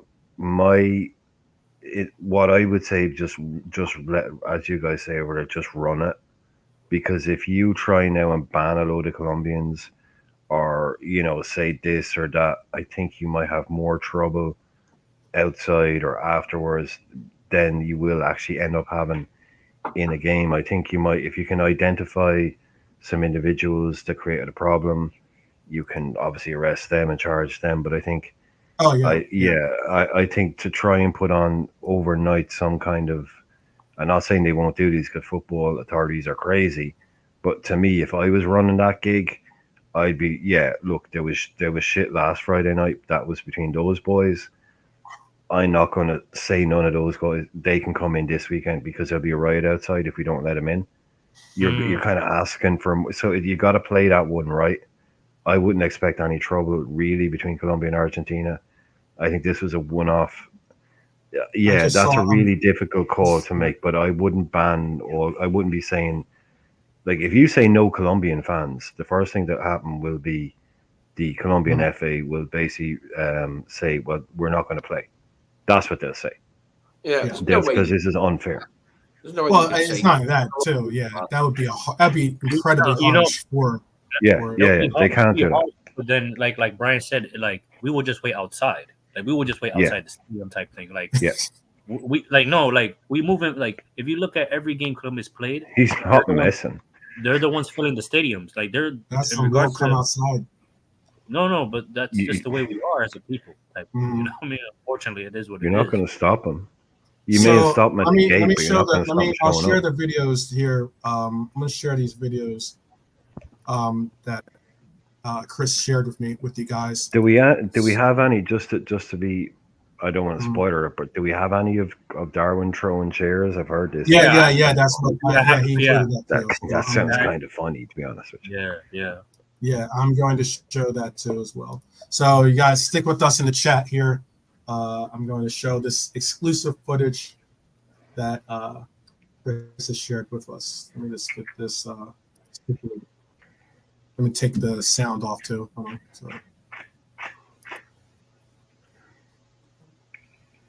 sure this sounds off. We have discussed it, Jimmy, but Healer and Jimmy, we have discussed it, but we have discussed that issue, and we can talk about it again. But we show the videos with the new, just about the security as they're asking. They probably weren't here earlier. We'll show the new videos. I genuinely, I'm not being. I hope nobody got hurt, but I kind of think I can't wait to see Darwin throwing a chair because I kind of already have that in my head, and I think it's kind of funny. I'm trying to pull. Like, did he rip one? I think I just imagine him going full Hulk mode and ripping a chair that's bolted to the ground out of the ground and ripping it at somebody. That's kind of what I'm imagining. I don't know if it was that extensive. Yeah, I'm sure it was like some like folding chair or something. Like, it all sounds very WWE. Okay, so here is all right. So for Bernie was asking about the club box, or we call them luxury boxes here, pretty much in America. We call them luxury boxes as well. Wait, Tom, I have a question. They're very. I have a question before you show the videos, and I don't want to seem like an asshole or cold-hearted. Too late for that, Chris. It's way too late for that. But I'm sorry, but like me, and let's say if I was a professional player making the millions I make, I would put my family in a box. Yeah, but they don't do that though. I'm just speaking from I've sat in the U.S. men's Family national zone. team friends and family section a bunch of times, and we don't Mm-hmm. get a club box where it's like an actual section of the stadium where it's like you're sitting with other fans, and you'll see the players' families, obviously, in the rows in that section, and we're all in the same section, and then No, but Chris, I and you'll get see no, but Chris is right. moms, the kids, the parents, the whole nine. Yeah. No, but Chris is right. I mean, you do you get your free, if you want, but if you wanted to, you could book a box. You Yeah, can if put you your wanted family to. in. Yeah. You can Yeah, pay for you could. Yeah. If Yeah, you they'll wanted- get their yeah. free You can- family seats and all You that, could, and they're certainly. not expecting any trouble. But No, this is yeah. where the money comes from. Like, you look at the executive boxes, you call them luxury suites, is there luxury boxes? Luxury Yeah. box. Yeah, we executive Luxury box or suites. corporate boxes is what they call them now in England. Yeah, the box. It's like 10 grand a game for 20 lads. Right. You get your dinner, you get your beers, you get to stand out under the Well, yeah, balcony. you get a whole. You get like. You get your whole day, in certain but depending stadiums, on the depending club. on Oh no, I'm stadium, just being general. Yeah, you'll have you could have a kitchen in there technically, or Oh yeah. yeah. You'll have an area that has food. You have your own bathroom. No, exactly. Yeah, it just depends. You get your own box day, whatever your day is. You get your features. You get to meet whoever, and that's where these clubs make their money now. Is 10 grand, 10 grand, 10 grand, 8 grand. Oh, they're getting the executive package this weekend, so that's a 16 grand box. That's where the real money is coming in. But you're right, Chris. Yeah, if you could get one, you could happily just. But I'm sure that's probably not the done thing, is it? 12 man. You could, because all the families are probably expected to sit together. I'm sure it's not really the done thing. Exactly. Yeah. Why you think you're special? It wouldn't fit everyone though. That's the thing. You wouldn't. No, but everyone wouldn't go. But if one player decided, oh no, my mom and dad aren't going to sit with the families like everybody else's mom and dad. Yeah, you could do it. Yeah, yeah, but it's probably not the done thing, is it? Right. Oh no. Some are definitely being accommodated, maybe because they're they have a disability or or handicapped or something like that, and they'll be able to sit in a different section because you can't go down the steps. But everyone's probably just expected to sit together because they're the families. What about you think you're too good, to have your mom and dad sit with us? I'd imagine. Yeah, exactly. That's another thing is that you wouldn't do that. Yeah. Yeah, it's just that's what I mean by not the done thing. It's probably right. If I'm sitting in the luxury box seats and I'm looking down at my teammates' families in the actual crowd, then that's not a good look. That's not a good look. No. Let me share this video. I'm going to share the two videos for you guys. So this is the one video that I was I'm just referencing to Bernie's earlier question about what exactly we're referencing as being luxury box or club box seats and such. This is because you can see you'll see them being actually going towards it. Take off the volume. So right there, see how it's there's a roof over them. They're actually in a box. That guy was an idiot. And this is where it starts. It all starts like this. What are you doing throwing stuff down? You know what I mean? Yeah, there you go. Yeah, stop it, you silly old man. Yeah, now people cool. And now people are going to try to climb into the boxes. Now they're defending each other, defending them up. Yeah, don't be doing that. No. Right. And let me show you. Give me 1 second. I'll show you the chair throwing. Guys in the chat, guys and gals, I should say, in the chat. Let me show you that one too. Pull that one up here. Serious lack of adults in the room right there. Yeah. But that's it, isn't it? Collective groups of people behave in different ways, don't they? Throwing beers at people and fighting. Come on. I mean, you get over that when you're about 21, right? Yeah, you should do. But you really should do. In large groups, often dickheads, are attracted to each other, aren't they? Who will cause stuff. It only takes a few dickheads grouped Oh together. yeah, the mob mentality. I know it does. Oh, as soon as it kicks off, it fucking kicks off. We all know this. Yeah. Like if you got 500 people, if it kicks off, there's no one guy going, come on, chill, guys. That's not. It Yeah. can't be put back in the box. Once it kicks, yeah, Right, exactly, Lee, exactly. It can't be put back in the box. That's the So, perfect way of saying it. This is after. Oh, I'm sorry, Brian. I was going to say this is after This is after he had already gone down. Darwin had already gone down. This is because the chair throwing came after being in the stands already. I don't think it came before. Correct me if I'm wrong, but here is the video for this. So Darwin's I'm really the one looking being- forward to the. Sorry, you know the way the internet is. I'm just really looking forward to the internet No, it's just video silly. edits That's that just people are silly. going to do of Darwin's climbing the thing with music and different graphics. Oh, I know. Well, that's him right It's there. going to Like, be really funny. Yeah. I'm surprised he's he lost- held he's on lost to it, hasn't Lucho's. he? Yeah, He's I'm lost surprised it. he He's held on lost to all Lucho. He's still control got at this Lucho's stage. kit in his hand. He still has the kit that he took off, and exchanged in his hand the entire time. But yeah, that's just lunacy. Your that, family- that right there. Yeah. The going into the crowd's one thing too, but this is just like underlining. Hey, you're going to Talk see about some- being a good dad. Talk about being Yeah. a good dad. Okay, your kids are going to have to watch that. Okay, so that's not being a good dad. That's what we're talking. People defending their families. That's not defending your family honor. That's making them look like idiots. Like what? He's unhinged right there. That's what the hell is like. There's one other clip that he shared. But sorry, but you know what he's doing right there, Chris. You know what he's doing. He's just copping extra charges. This is like when you get pulled over for DUI, right? You're DUI'd, you're fucked, right? You're DUI'd. But now what he's done, he's DUI'd, he's just pushed an officer. And then he's kicked a patrol car. It's like you're just racking up the fucking extras here. He was going to get done for the punchy stuff, right? And then he's going to get the Spider-Man stuff. Then you got the fucking WWE chair stuff. Come on, lads. But okay, so this is where like I'm like a bit conflicted, I think, because I think before the videos came out, because I like after the game, I watched it yesterday. I was like messed up. I was drunk or whatever, watching the game or whatever. Right. And I got on Twitter and there's a report after the game. The Colombian goalkeeper got red carded after the game, and I'm like, what the hell is going on here? I go on Twitter. I'm like, what the hell? And I see all this fighting going on.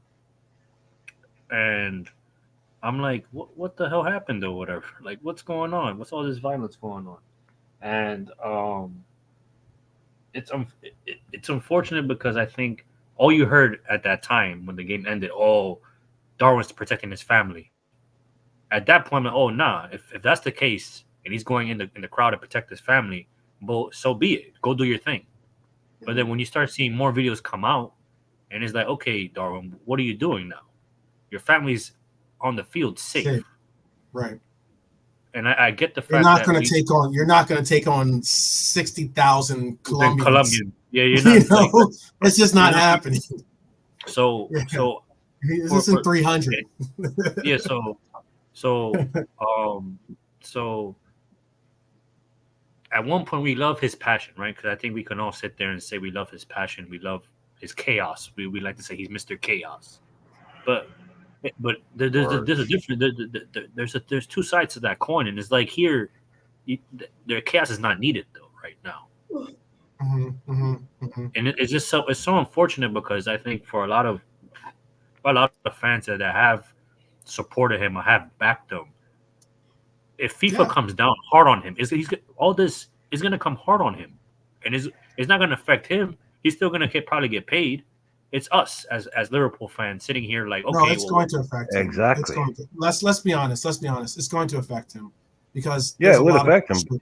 There's a lot of pressure on Darwin. I'm one of the biggest Darwin supporters, and this is going to affect him. We all speak on the tenses of how we want to get this guy, some proper therapy or psychological help, similar to what Watkins has for himself in England, and we want to see this player be able to focus his energy more constructively And this is going to be a knock because this is something again that he doesn't need right now. He should be. He Well, he should brought be. it on He should himself, be. did he not? Yeah, he brought it on himself, and Yeah, so it's not a that's knock. It's a sometimes self-inflicted knock. Do you right. think, It's I think right. he might Yeah. be singled out more than Ugarte and Araujo. Yeah, I think. and Yeah, others? yeah, I think I he think he is. will. Yeah. I think he will be. Like Yes. I'm being called whatever in the chat. I'm just No, talking no, about. no. Let it. Yeah, yeah, yeah. No, He's I'm not. just no, I'm just talking about a guy who plays for us, who costs a hell of a lot of money, who we've all been expecting Arne Slot to turn around. Who I'm saying, who now through all of this shit that apparently I'm supposed to ignore, that I'm seeing on Mhm. video, could possibly not be playing for us. Mhm. I mean, this is not good for us as a club. This is what I'm saying. I don't care about any of this crap. All I care about the fact Mhm. is that maybe now we're going to turn around in, I don't know how quickly this will happen. If it happens, that he's going to get slapped with a ban, like Suarez got slapped with a ban. Like all players who do mad stuff get slapped with bans. Brian, Like, so what's going to, like, how long is it going to be with this guy? It's Brian, certainly can you not gonna be can you help me Liverpool, remember? Because can you help me remember, guys? Suarez is banned because he got obviously the bite in the World Cup, right? If I'm correct. Mhm. But he was a reoffender, Chiellini. though, right? If I'm correct, he was a reoffender. He And did it that's why 3 he was- times. He bit Bakal in Holland. The Feyenoord defender, I think it was Bakal. He bit him on the shoulder. That was before he joined Liverpool. Then he bit Branislav Ivanovic when he was playing for us and for Chelsea. Ivanovic, he bit him. And then the third one was when he bit Chiellini in the World Cup, and he was banned for that. And while he was banned, we sold him to Barcelona. So he was actually banned when he joined Barcelona. He couldn't play for them for 8 games, I think it was, the first 8 games of the season, because it went from the summer. So we sold him under a ban, but he also had his best season for us when he scored, I think, 32 goals in like 33 games. He missed the first 5 games of that season because that was off the back of a ban for biting, I think, Ivanovic. Yeah. So like it's that was 3-4 months each maybe for the bites. Cantona, I think, got 8 months for jumping into the crowd. That's a long time ago. I'm trying to think of anything recently similar. Someone going into the stands or getting involved in it. I don't. I'm thinking of precedent. I'm just trying to think of a precedent of what might get, the ban. What we might be looking at. It's not going to be 2 years or something. It's going to be you'd be banned for a year. I don't know. I don't think so because it will be his first offense. Like it's not. I don't. He's not. I mean, he's not a repeat offender like Suarez, for example. Yeah. He's had a meltdown. He's obviously had a meltdown, and he's going to get done for it. It's just how much do you get done for it? It is what it is. But at the end of the day, I do understand. I do like because we're all human beings. At the end of the day, I think because obviously this isn't a logical situation, and I think there's emotion in every action of life. So Sure. So him going back in the stands and trying to get a get back for what his family suffered, I do understand. I get it because I can sit here and say I wouldn't do it. No, I would have done it. I would have done this. My crazy self would have went in the stands and be like, okay, here, take this hit type thing or whatever. That's just me. So I understand because I have kids of my own. I have a wife. So I do understand it. But on the logical side, it is kind of hard to take, I guess, in a way and stuff. So, he's not done himself any favors here, has he?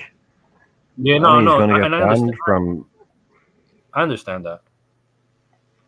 Yeah, we support that, but I'm hearing some mad statements. Look, the guy saying, if you don't know, like, if you can't, like, so, obviously what happened last night was different, but if you like, if you can't take fans shouting stuff at you, like, there are 1,000 football games across the world every year, every weekend, with thousands of footballers. They all get horrible stuff shouted at them. Okay, it's not.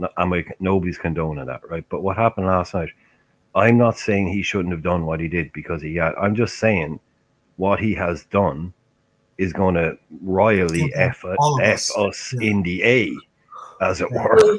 And I'm just wondering how many months it's going to be, really. Like, because the first thing was bad, and then you got him climbing in. Well, that's like I was saying about the adding charges. Like he's kind of, and then he comes out of nowhere with the chair thing. I mean, come on, dude. Like, just chill. Just okay, you were riled up. Oh, he was riled up, and he had insults shouted at him. That's literally every footballer ever. You So know, you've already heard, Chris, that they've said they're going to drop the hammer on this. The authorities. Yeah. have already- So I'll read it to you right now. 1 second. I got the quote from the F. Well, not the. It's not the. Is it the FA or CONMEBOL have spoken already in regards to some actions they're going to take. Let me get 1 second so I can read you exactly what they're saying. Okay. Okay, right here. Statement from Copa America. The disciplinary committee of CONMEBOL have opened an investigation to understand the sequence of events and responsibilities of those involved in the act of violence that occurred at the end of the match between the national team of Uruguay and Colombia. On the eve of the final of the Copa America, we want to reaffirm and warn that no action will be tolerated that tarnishes the global football celebration, which involves both the players, the fans, and the fans present in the stadium, and which will be watched by hundreds of millions of viewers worldwide. It is unacceptable that an incident like this turn passion into violence. Therefore, no behavior that harms the sporting competition and the most beautiful spectacle in the world, which belongs to the entirety of football family, will not be tolerated. Actions will be taken. So I don't know. That's Yeah. Mm. Yeah. Maybe his And ban what would Jimmy only says be is what's going international. on. It's like the heat. Sometimes you lose your head in the heat of the moment. I think that's obvious. Like we know that that Nunez can be a very hot-tempered player or hot-tempered person. Again, it's the reason why I brought up my first comment was definitely more initiated towards Suarez because I know Suarez is a very hot-blooded, hot-headed, I should say, individual, and sometimes it can be not exactly the greatest thing. And I know that you're your own man, you're your own individual, of course, sure. up to, but sometimes you see your hero get it. You see your hero, your role model, or something like that. Chances are, you're even sometimes as a man, you will still, tend to say, "I'm going to get his back," or "I'm going to follow his lead." And I think no, that you're gonna totally, have his back, not follow his I lead. think No, that's have his what back, not happened. follow his lead. I think that's what happened. I think and not because I don't have all the facts and stuff, but there's certain videos at certain angles where, before I think, before Nunes jumped on, I think Araujo, Ugarte, Valverde were out there scuffling with fans, and I think Nunes went up to kind of like, "Oh, I'm gonna back my brothers" type thing or whatever. Yeah. So That's what you do, but it doesn't excuse any of this, Chris. No, I This is and I get that. If he wasn't the first player to weigh in with punches, then maybe But I know, but yeah. I'm sorry. But this isn't going to go down in court. This FIFA, these guys aren't. Oh, he was backing his buddies. He was, No, I following get. his hero. I This is what he's going to get. Yeah, well, I'm hammered not for saying. He's going to get bloody only thing, hammered. I think when they look at it from what player did what, surely they'll look at like which players were first on the scene to throw. Exactly. Who was the first into the crowd? Who was first into the crowd? He joined in later. Right. That's the part and point I wanted to emphasize. Because that's what I was asking about these other boys. All we hear about, what Lee was, I think, trying to say too, is that all we keep hearing about is Darwin. Obviously, we hear it from our perspective because we're Liverpool fans, but also because even all the other media sources that we're seeing out there, a lot of them aren't talking about the face that is put out there. It's not Suarez's face. It's not Valverde's face. It's not Ugarte's face. It's Darwin's He's face. the most he's the most face famous that you player. see. And He's the most like, famous player. I get that. I'm not. Yeah, Yeah, they're going to hang him out to dry first.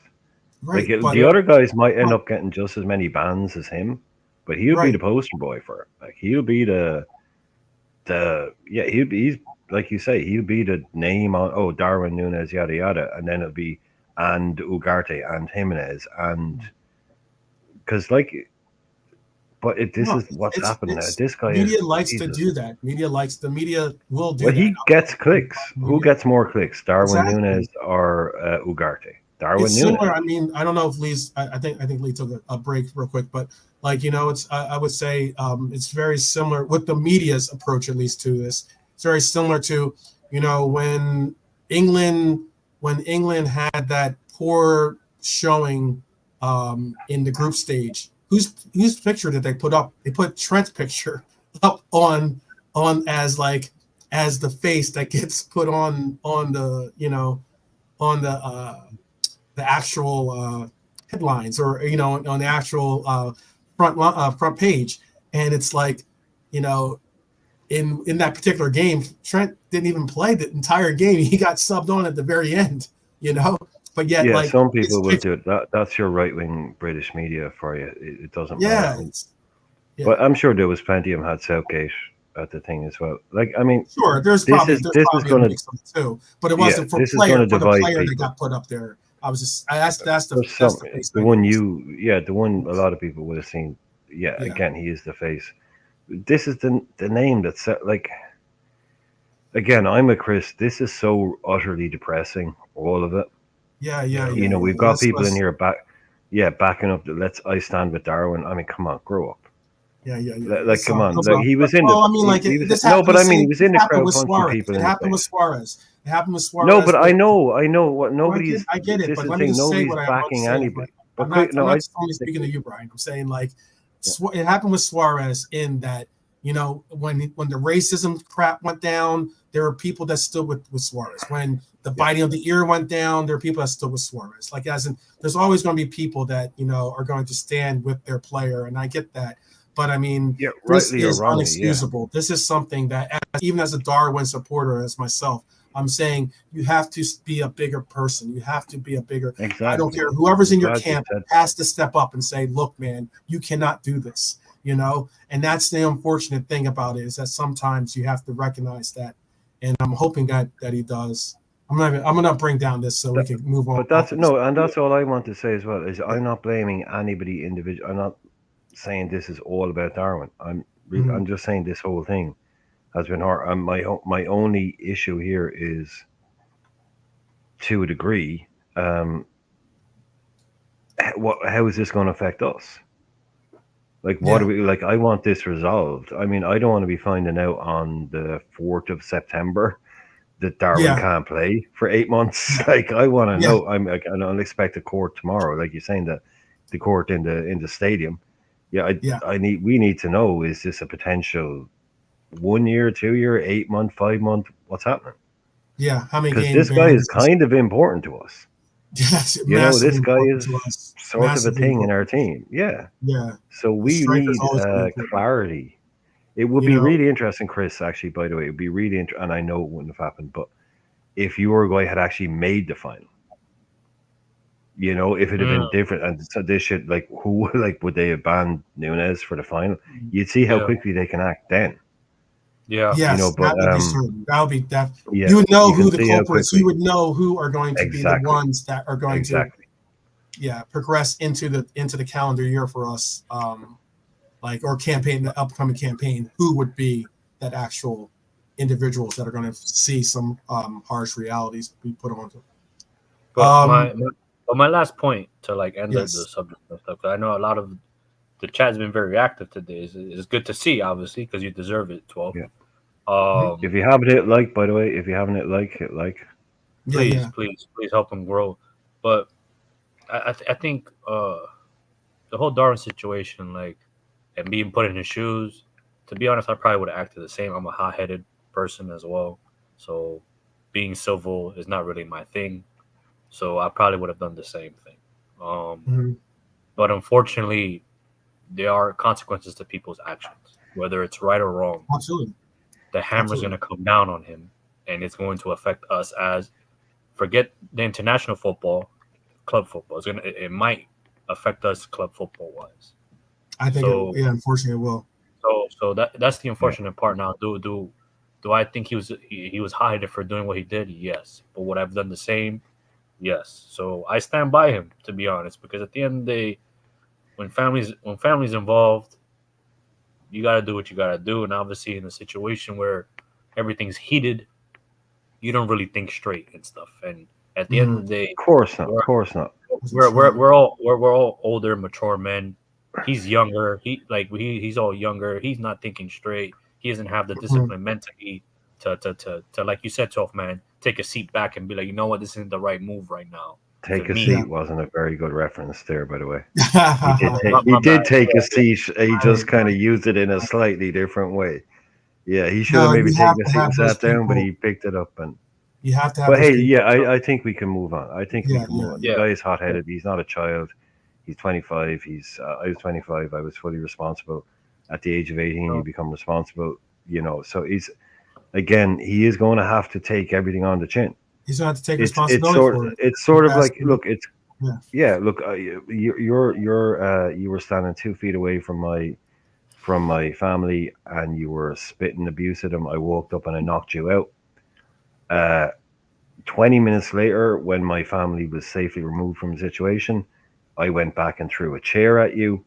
Yeah, I'm in trouble now. I'm cool in the first instance, but now now I'm. So I just can't wait to see how this plays out, because I hope we don't get hammered too much. I hope it gets fairly dealt with and quickly dealt with. Maybe it's a CONMEBOL thing first and then a Mhm. yeah. FIFA thing, Hmm. I'm hoping that but it's don't drag it out. Just don't drag it out for forever. But right. they, Right. they Yeah, do like to no, ban players quickly. Like when it They do. comes to They say, do. let's say things like investigating Manchester City for massive corruption, they like to take their time. But when it comes to banning players, yeah, they can be pretty quickly. They can be pretty swift with that stuff. So Yeah. I wanted to get. I hopefully you have a little more extra time. We're gonna go. There's a couple of topics here. It's two quick topics, or that we're gonna breach real quick. Um, there have been obviously some reports about U.S. men's national team approaching since they have hired the Triple G. Yeah. But it has been put out there. He doesn't even want to be on camera for this one. It has been put out there that the U.S. men's national team's primary candidate was uh-oh. going to be Jurgen Klopp. See if he would be interested. He has apparently rebuked the offer at the moment, or rebuffs, I guess you say, the offer, You say the no. approach. I don't necessarily know if that's the end of all discussions and that's it. But it's reports out there that Jurgen Klopp has reportedly turned down the negotiations to become U.S. men's national team head coach. If he Yeah, has, hey, I understand it. He says that apparently out there he's saying that he wants to be with his family more, or he's enjoying the time that he's having, not committed to anything, football wise at least, and that's understandable. And it's what it is. but With that, there's other coaches out there, but hey, hey, look, the USA have got time to hire Jurgen as boss. It might not. yeah, They might want him now, and we know he's not going to jump straight back in. He wants his rest first. But who's to say he won't take the job in a year's time, or 2 years' time, or 3 years' time, or whenever it is? yeah, yeah, He could be a good fit. We know he'd be well, hey, Ravi. fit, yeah. wouldn't Big up, he? Robbie.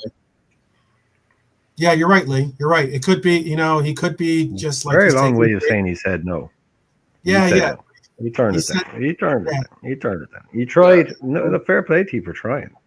Go back in a few years, but no, he straight up said no. He's like, I still think he's going to take his break that he wants to take and he wanted to take before he went to Liverpool, and he'll be fully re-energized, and he won't be like this retired guy that people like he's still relatively young.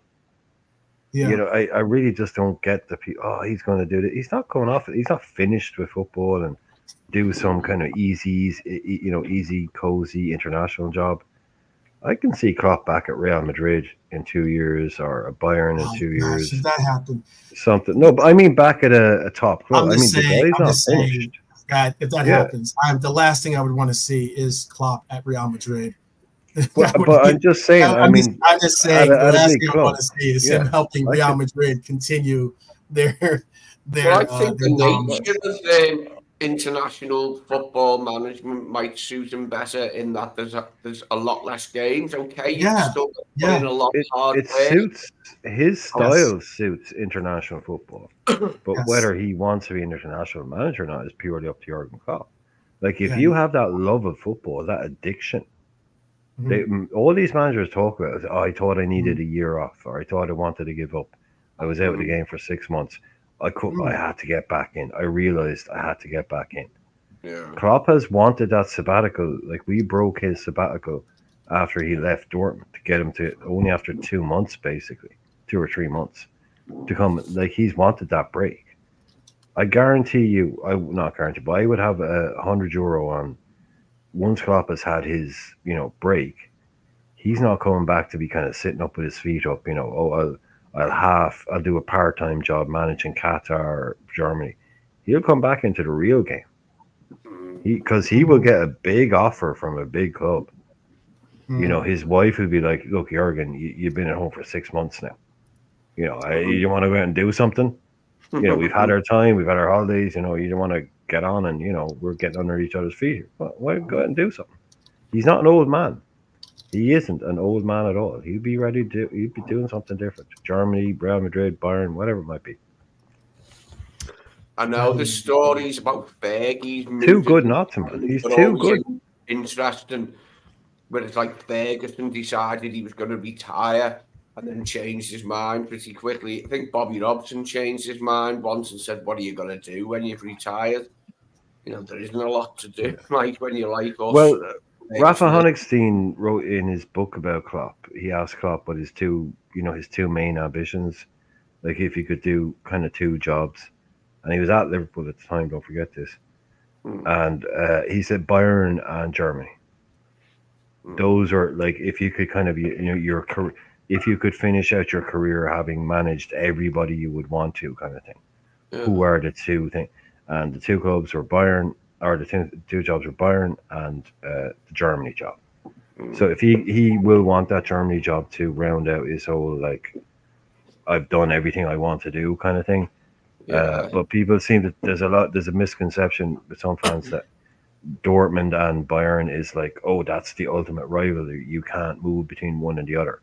Mm, That's not. It's Schalke and Dortmund. Like, if you mm, play for Schalke, you can't play for Dortmund. If you yeah. love Dortmund, you can't work for Schalke.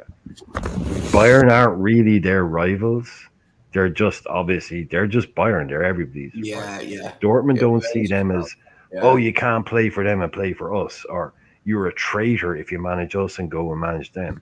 But Dortmund fans just, well, they're Bayern. Everybody goes there eventually. The people they hate is Yeah, Schalke. Dortmund So Schalke's the derby, isn't yeah, the it? Ruhr Derby exactly. So Derby. Schalke will be the club. People say, "Oh, Klopp could never manage Bayern. Why? Because he managed Dortmund." No, that's Schalke you're thinking of. Yeah. Anybody can go. Like they all go from Dortmund. They won't see that as a slight. So let him go and take a year off, come back, maybe do Germany, and maybe do a bit of Bayern. But again, no, I think you'll see him again in club football, and I Mm. wouldn't mind it at all if we I won't we were once he's met had him in his European rest. football.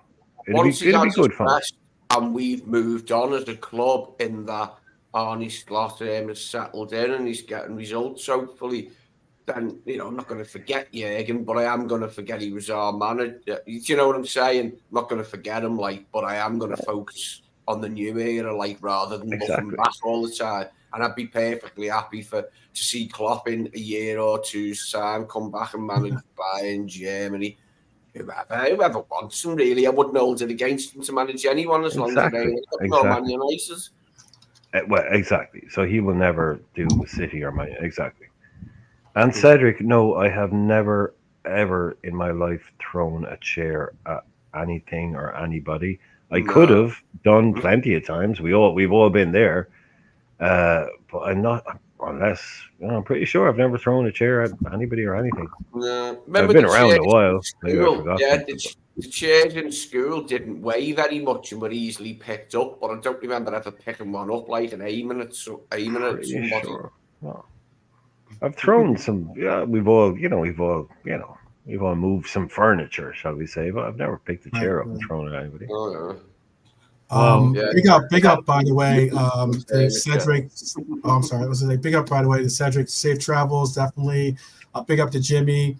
I know he's about to take it down and it's a little late, but yeah, uh, all love to Boston, I guess. Yeah, I'm sure Philly. Yeah, Philly fans are the ones to talk to about throwing chairs at people, not me, man. I'm definitely Hey, they're I the ones to know, because throw I it. mean, Yeah, hey, you know what's sad is that Philly fans we still get negative press about throwing snowballs at Santa Claus. So I mean, like, well, yeah, How rude! How rude! that's not a good exactly. look. It's not a The good guy look. in the guy invented Christmas. Yeah, it's yeah. That's if you ever get a chance, look at that story. It's a funny. It's a Oh, I've sad seen but it. It funny is. story. It's hilarious. It is It's sad but like funny it, story. but it is hilarious. Like Yeah. it's just Yeah. like yeah. No, they said what like Philly fans. They've a bad. It's like what do you mean Philly fans? It's like, yeah, here, just look at this. Just look at They'd be like, this. Yeah, yeah. oh right, okay, We'll okay, never, I we'll get it never be now. able to let that. Yeah, we'll never be able to leave that. I mean, that's like the '60s. None of us are really even born, I think, in that era. We still can't do that. They put bullets in the snowballs as well, just in case they put bullets in. Yeah. There's one other thing I wanted to bring up too. So this was something that got put out there, which was interesting. And then Ravi had a comment too. I'm going to bring up Ravi's question as well after this. But well, this wait, is wait, something. before you move on in regards to Yeah. Klopp going to the United States, Mhm. you got a better chance of hiring Jesse Marsh than getting Klopp. Oh gosh, come on. We're not. No. I already said it, man. If it means me I'd hop on the jet definitely and do my best to give my ploy to ask him to be our coach for U.S. men's national team. Get some red, like I said, get some red bottoms for Ola, like What give was her a that travel guide comment of America. about Gleason Bremer or whatever however you pronounce Yeah, it? so that's what I was going to bring up too. I was going to bring up this real quick. Arnie Slot's Liverpool have submitted an offer worth around 60 million euros or about 50 million pounds for the services of Juventus center back Lyson Bremer, according to a report from the Standard. I was something that I was going to get into. I was going to segue into yesterday, but I didn't. But we were already on 4.5 hours of talking yesterday, going in to watch the game and everything else. So I kind of was going to save the whole center back talk. But is there any like I don't know if 50 million really gets this deal done. Was it not? That's a lot for the centre back. And Juventus have got money and don't need to sell necessarily, but they will sell when a deal's good and they know they won't better it. And a player wants, because a lot of players do want to leave now, clubs like that, don't they? Bloody Coop Miners wants to leave Atalanta, doesn't he? And like Juventus, but the Atalanta thing, they're expecting Lee. I'm gonna let you continue on. I was gonna say Atalanta is expecting a bidding war for Coop Miners. And they're just rubbing their hands like, oh yes, bring it on, back up the Brinks truck, and bring that cash. So that's something that we rarely see Liverpool get involved in. Well, if Juventus want to He's buy going to Juve, yeah. and maybe they'll sell Gleason. Bremer's Brazilian, like yes, this Gleason Bremer. Yeah, Chris, what's your Geisen Bremer? What's your initial I thoughts. think he's a. We've been linked with him before. We were linked with him Yeah, before we've he been went. linked with him before. Yeah, yeah. We Remember were the linked with him name? before he went to Juventus, if I'm correct, right? Before he went to Mhm. Juventus, we were linked with him. He was in Torino, if I'm correct. Mhm. Before he went to Juventus, so I think that's someone they've been looking at for a while. Why they waited this long, I'm not sure. But I think he's a good center back. He's a good age. He's more physical. Um, would I get Who him? would you compare him to as a player? As a player, who would you compare him to? Like for the easy people in the chat, who He would you isn't a say is like him? he isn't a Van Dyke. He isn't he. He's Kanate, but a bit slower, but better on the ball in regards to physicality. He's more physical. He's better Good. on the ball, but he's Good. not. But he's not as fast as Kanate though. Yeah. So We don't, More we I don't don't know. want somebody like Van Dijk to partner Van Dijk. We want someone with a different set of skills to partner Van Dijk and Canate. Is but a ball player though, as Yeah, a he's a centre ball. half, bit of a ball He's a player. ball Yeah. playing. Yeah, yeah. So this sounds good to me, and I'm excited because I'm desperate for a centre back and an experienced one who's been around a bit. And he's been at 2 clubs in Turin. I already know that much about the man. He's been at yeah. 2 clubs in Turin. So yeah, he sounds good to me, right? And that's about the fee I was thinking. 60 million. That's about 50 million pounds. Mhm. Is about 60 right, million I think. euros. Yeah, it's same thing. Yeah. Yeah, It's yeah, going to that's be about interesting because right. that's a name. I was just one of the reasons why I was bringing this up, or at least this, because this is being reported as being possibly one of our first real big, big names that we get across the line. Really? Okay. This is why sometimes when we do bring out the transfer tea, some of that tea is just watered down tea. I don't even know if it's like, it's like I don't know what brand of tea it is that they're putting out there. But it again shows you that it gets very difficult to really get a read on who the heck we're actually really even going to go in for, and especially now with the brass that's involved in these discussions, being Hughes, or even now with Ward back in the mix, with obviously Edwards in the mix, with all the the usual suspects, basically your Kaiser Sose's, in the room. You don't know exactly what the story is. A lot of them keep their cards close to their chest, and you don't really get a real read on who and what to expect. You just kind of wait until it's officially announced. That's the player that we're gonna be going. Well, look, this is a boost to me seeing this story, mate. I'm glad you put it up. This is a boost to me because it's the type of player I'm interested in. I'm not really interested in Lenny Euro because he's like 18 or something, and we've already got young. We've got Kwanzaa. Exactly. Kanate's not even that old. Centre back. So I would like an experienced centre back to replace Matip, as I've said over and over again. I want Matip's replacement to be a similar profile in that he's played 6 or 7 full seasons somewhere else before he came here. He's not like only got 1 or 2 seasons behind him. I want a centre half that's had 6 or 7 full seasons behind him in another league. Exactly. It's what I've said from day one, 24, 25. If that's their upper age limit, that's fine. Then sign a 25-year-old. If your maximum age or player to buy is 25, then buy a bloody 25-year-old. With 80, well, not say 50 international caps and a good 200 appearances for a top club. Finished article, you're not kind of a development player, even though he's a high quality development player like Yarrow, who is already brilliant and unreal. But no, let's bring in that bridge player. I don't need an 18-year-old and a 33-year-old. Yeah, we need to be We need to keep it right. Where Joel Matip. Yeah, you just need to keep it right. You anchor it. You anchor your. Every team has a spine. It's a goalkeeper, centre half, centre midfield, and centre forward. Oh. That's a spine. You need quality and individuals in there with experience at every level. Right, you can build around that then.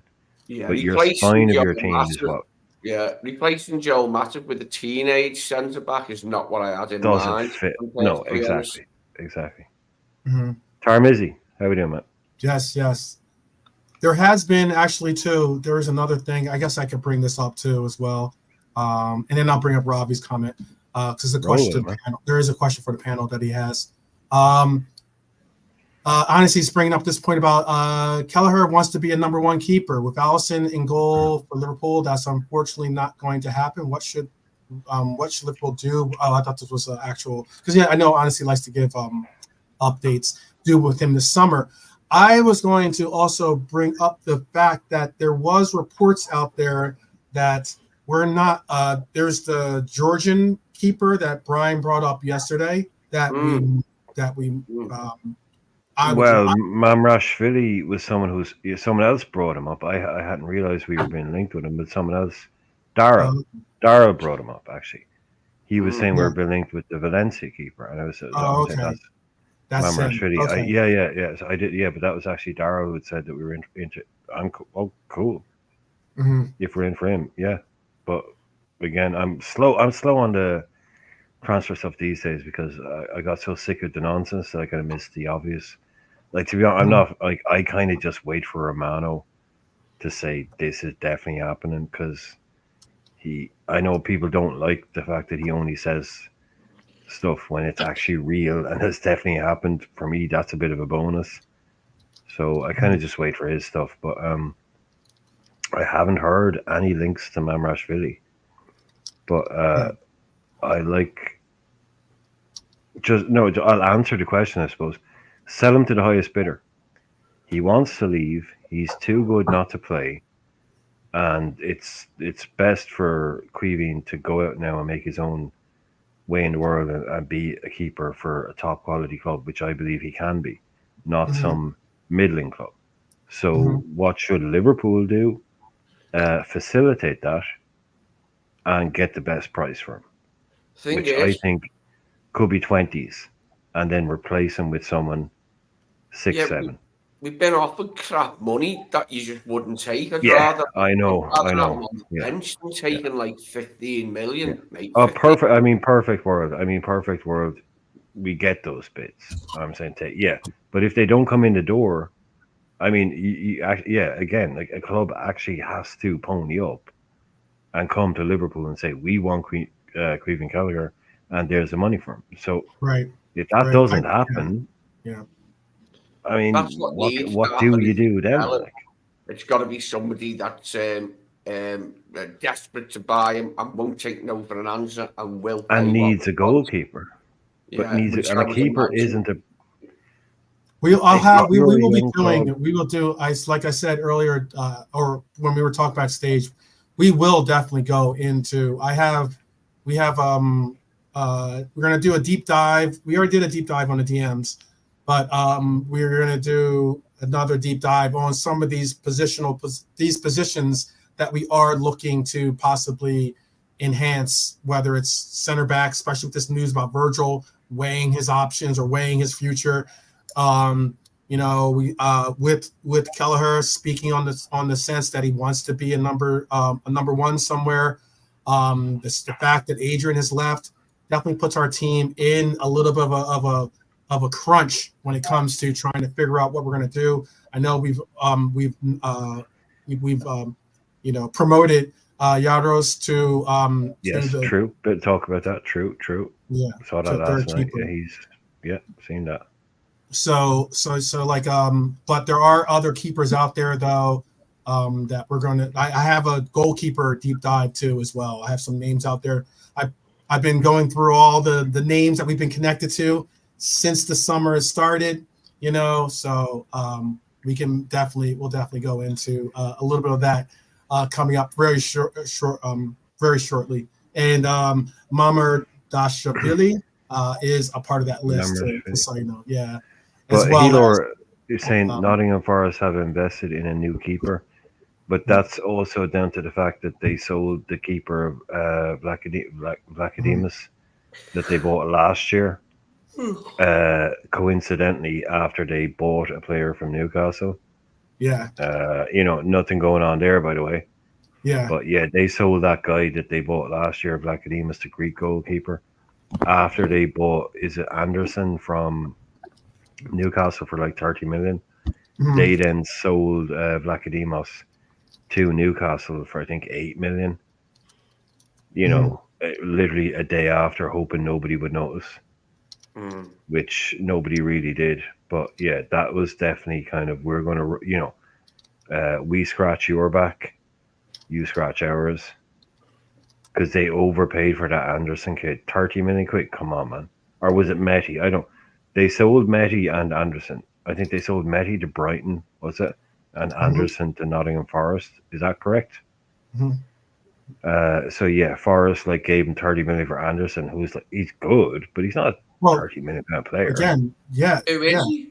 I don't And know. then About him. he's like an attacking mid. He was like their new young, like he broke into their team last year. He was going, like everyone loves, a new kid Is he breaking into the British team. or is he Scandinavian? Yeah, or- no, he's new. No, Anderson. Oh, sorry, yeah, no, Elliot Anderson. He's British. They brought him like attacking midfielder to Yeah, but Carvalho, Anderson Elliot type wasn't guy. sure if he was Scandinavian. Yeah, no, not Anderson. Yeah, actual English Anderson. Mhm, But mhm. then yeah, they sell him, and then the next day, oh, by the way, Nottingham Forest.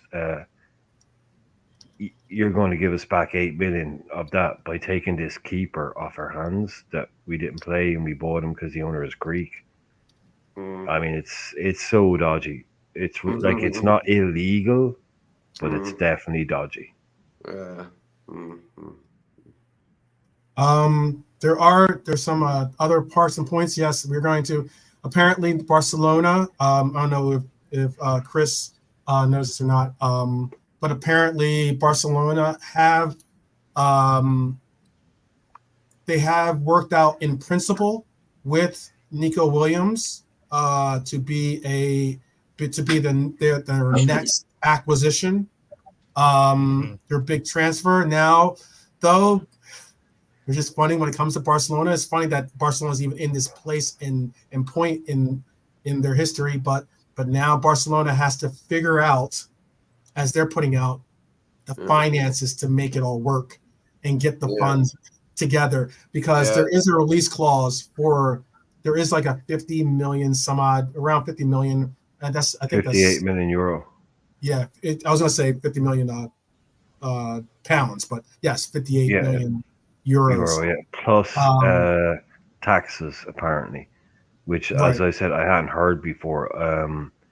Romano was making that point, and he's specifically making that point that to me, I've only ever release clauses. I know that's the price is a release clause, but Romano, when he's talking about Nico Williams, he keeps making this hammering home this point that it's the release clause plus taxes, which I've never heard before. So that to me is a bit of a weird one.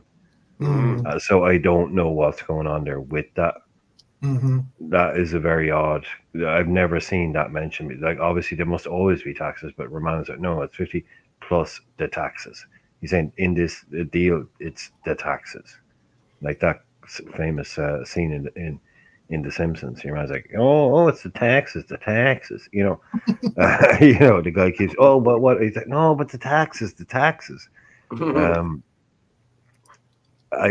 to me, that's a bit of an odd one. How much are they? Is that like at 50% of the sale price or at 10%? Or so if it's 50, then what is it? Is it 50 plus 50%, which means it's 75, or what is 50 plus 10%, which means it's 50? What is it? So that to me, it looks like he's Barca bound. He's only 21. They want to get all the Spain guys together, It's quite a low release clause, isn't it, for the Spanish side? For Bilbao, is it? Bilbao, yeah. It's realistic though. That's how they do it. They don't do the £1 billion ones. They do the actual realistic ones, so people can actually meet them. Realistic ones, but it does sound a good price for them, for the player that he looks. It's a very, very good price. Very good very, price. very good price. There's part of me that doesn't want Barca to get him simply because, because of their financial stuff and that, like they should still be suffering what they did with the financial irregularities, like Shenanigans. yeah, I'm pissed off with financial shenanigans from big clubs like City, like Barca. I mean, at least Barca were already a big club, like, you know what I mean? The City is just Johnny come latelys, aren't they? They were nothing before they were bought out. Uh-huh. The They were sheer very, fact that very Barcelona's had to like wait. They've had to Barcelona. The sheer fact. Imagine if you had to, mortgage the futures of your revenue away just to get your books right for And this is a club that again sold Neymar for 200 million at the time was like some incredible number. Like it's not like they haven't had big transfers. They've also had stupid transfers the other way, and there were stupid money transfers that didn't work out for them. Obviously, worked out for us, but I mean, like relatively worked out for us until we had to like try to go collect on them, and they didn't want to. We had to go to third parties to get the money and everything and make settlements. That's not a good look if you're supposed to be a world-class organization, I think. Well, they spent it on. They took to 198. They spent it on Dembele and Coutinho. Mm-hmm. And they just collapsed. This idea of having to pull levers and having to do things and all that, very weird, very strange. It's been going, especially for a team like Barcelona. It's been going on in Spain for a while. It's basically, and what people are going to actually sounds really weird now, but in about 5 years' time, it's probably going to be the norm in the Premier League where this kind of thing is going to be not because you're in trouble, but because of the way they're trying to introduce these season caps. It'll be, oh, well, such and such a club wants to do something, but they can't do it until they do this. That's going to be much more the norm of as soon as we make this deal, then we can pull the lever, as it were, on that deal. Mm-hmm. But that is definitely going to become the norm now, I believe. With hopefully people having to act responsibly and going, oh, well, we could go out and just offer 200 million for that player and give him 800 grand a week. We could do that out of our own pocket, but our club cannot support that. So there's a cap on what we can do. So we have to go and be, guess what, clever and creative and get good players and younger players and, promising players or whatever. And if you're going to spend big money, do it on the right player. To me, they call me an idealist, but that sounds like the right way to do stuff. Mm-hmm. And I get it that fans of smaller clubs are like, yeah, but we want to be taken over by a guy who has all the money in the world that can spend it and get us up to the top of the, the league. It's like, yeah, okay, I get that as well. We'd all love that as a fan of a smaller club, but it just can't happen that way, I suppose, anymore. I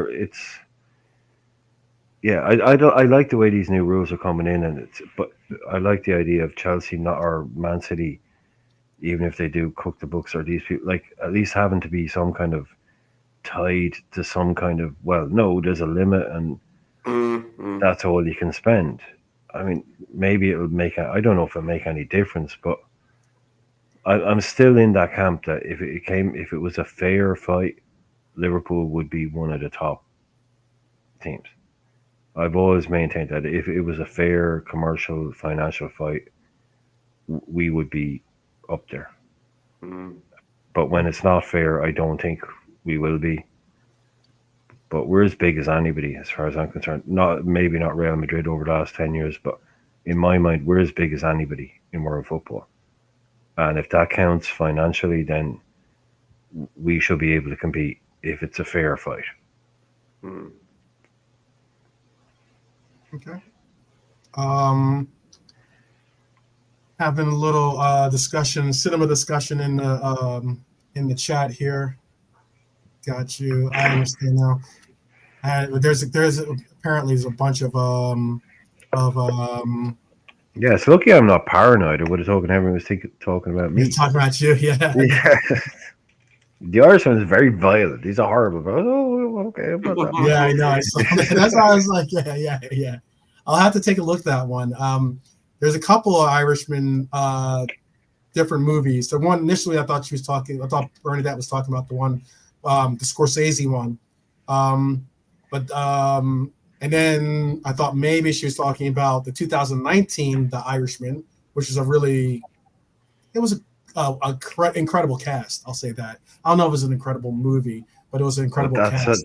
Wow, that's when you know it's a bad film. It's like, oh, what do you think of that movie? And it's like, a really good cast. It's like, right. It's like, oh, okay, I'll have to take a double. I'll do another watch of the movie to kind of get a refresher on my take on it. It's more so considering it's a 2019 called The Irishman, and had listen to this cast. This is just a couple names I remember. Robert De Niro, had Pacino, Joe Pesci, Harvey Keitel, the English actor Graham. You know what I'm talking about? Graham. Stephen Graham. Yeah. He's a good actor, by the way. Really good actor. Yeah. He's brilliant in This Is England. It's hard. It's awful. Yeah.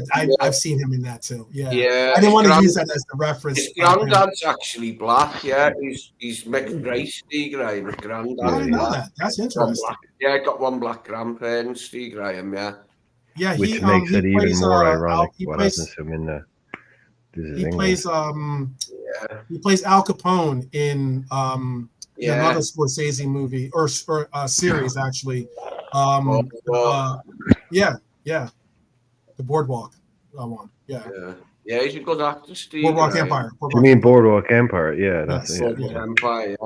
Yeah, he plays. You know what? Yeah, The Irishman is the last Scorsese, isn't it? That's his. I mean, right. There's the last one was Scorsese's Irishman that was on Netflix, and then but there is one that she's speaking on is Kill the Irishman with a great cast again, with Ray Stevenson, Vincent D'Onofrio, Val Kilmer, Christopher Walken, who I love. He's the greatest actor. Well, he's not the greatest of actor. Yeah, he is the greatest actor of all time. Christopher. Yeah, he is. Mm-hmm. He is. Walken is God tier. Tier. It's based on the story of Danny Green. I remember it slightly. I think I have seen it, but I don't remember it that well. I'll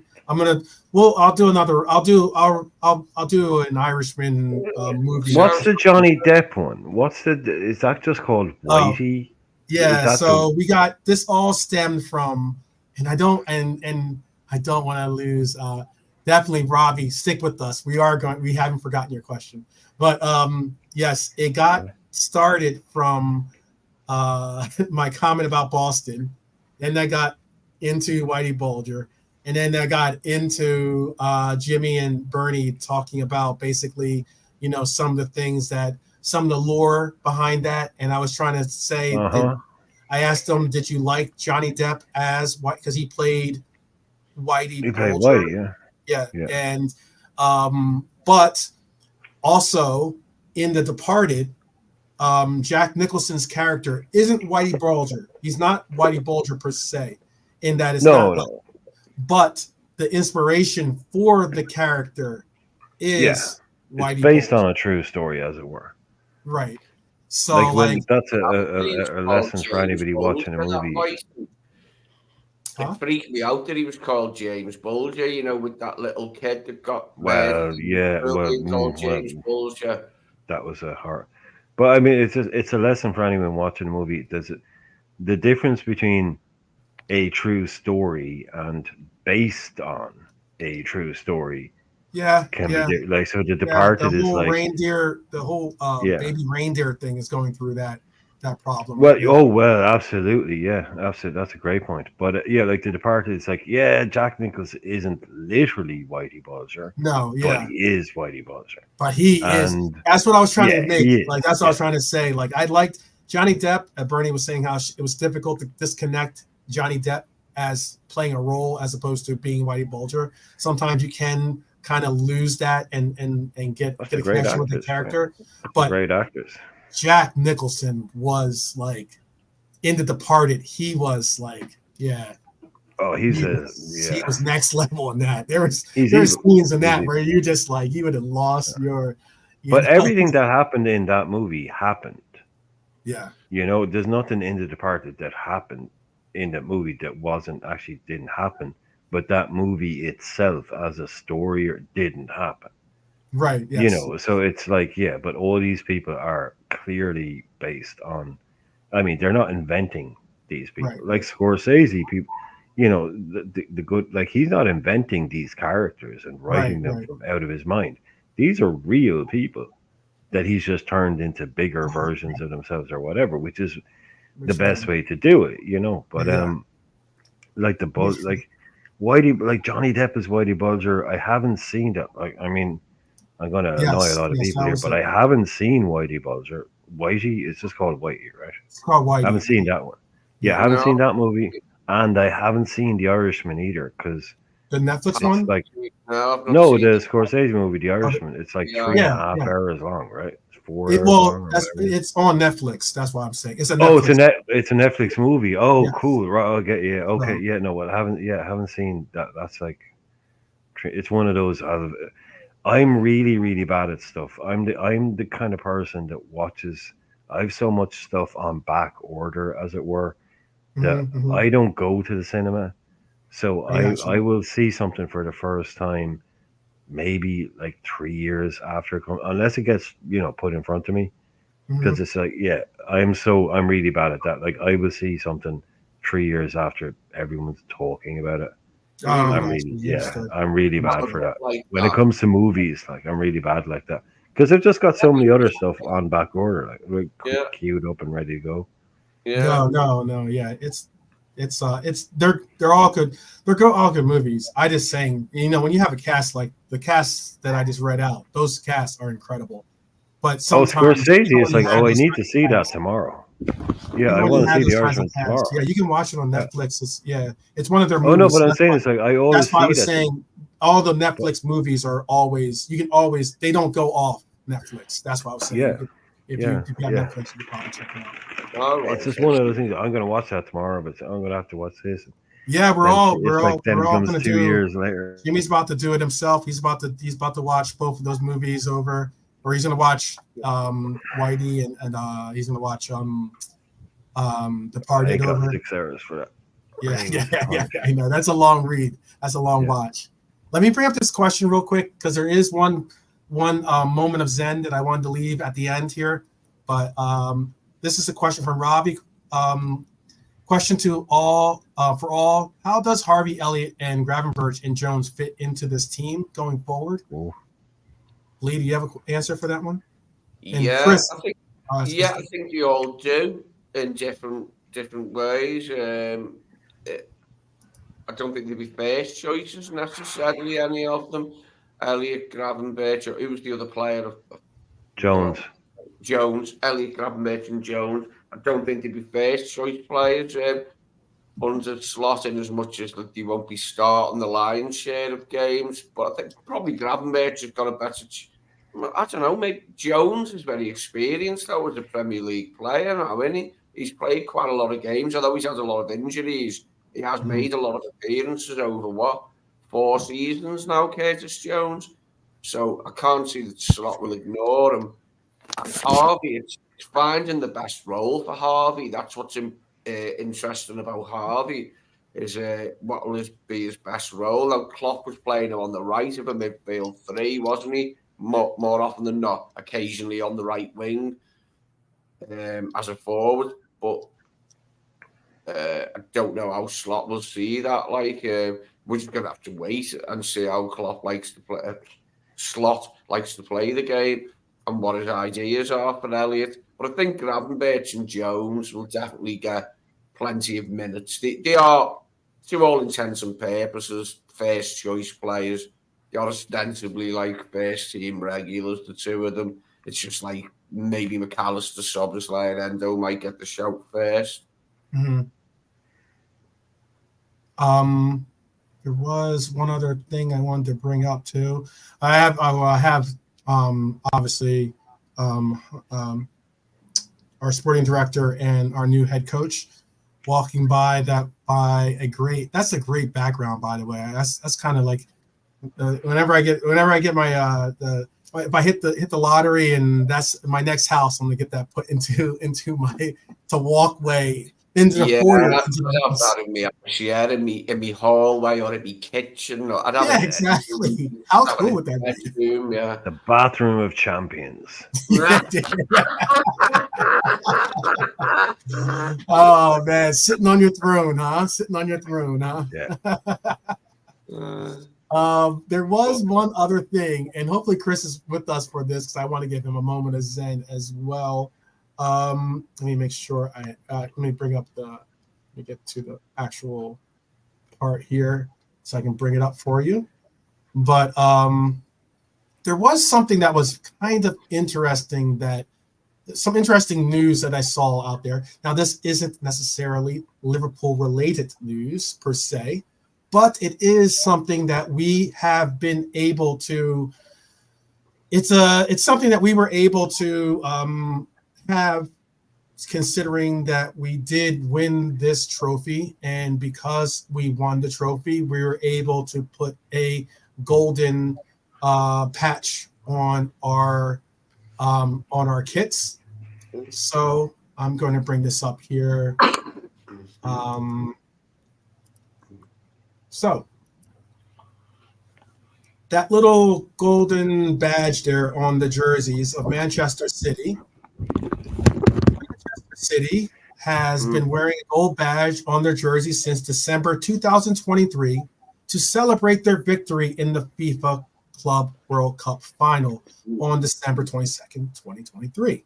The badge, called the FIFA Champions Badge, reads FIFA World Champions 2023 and is worn in the center of the chest.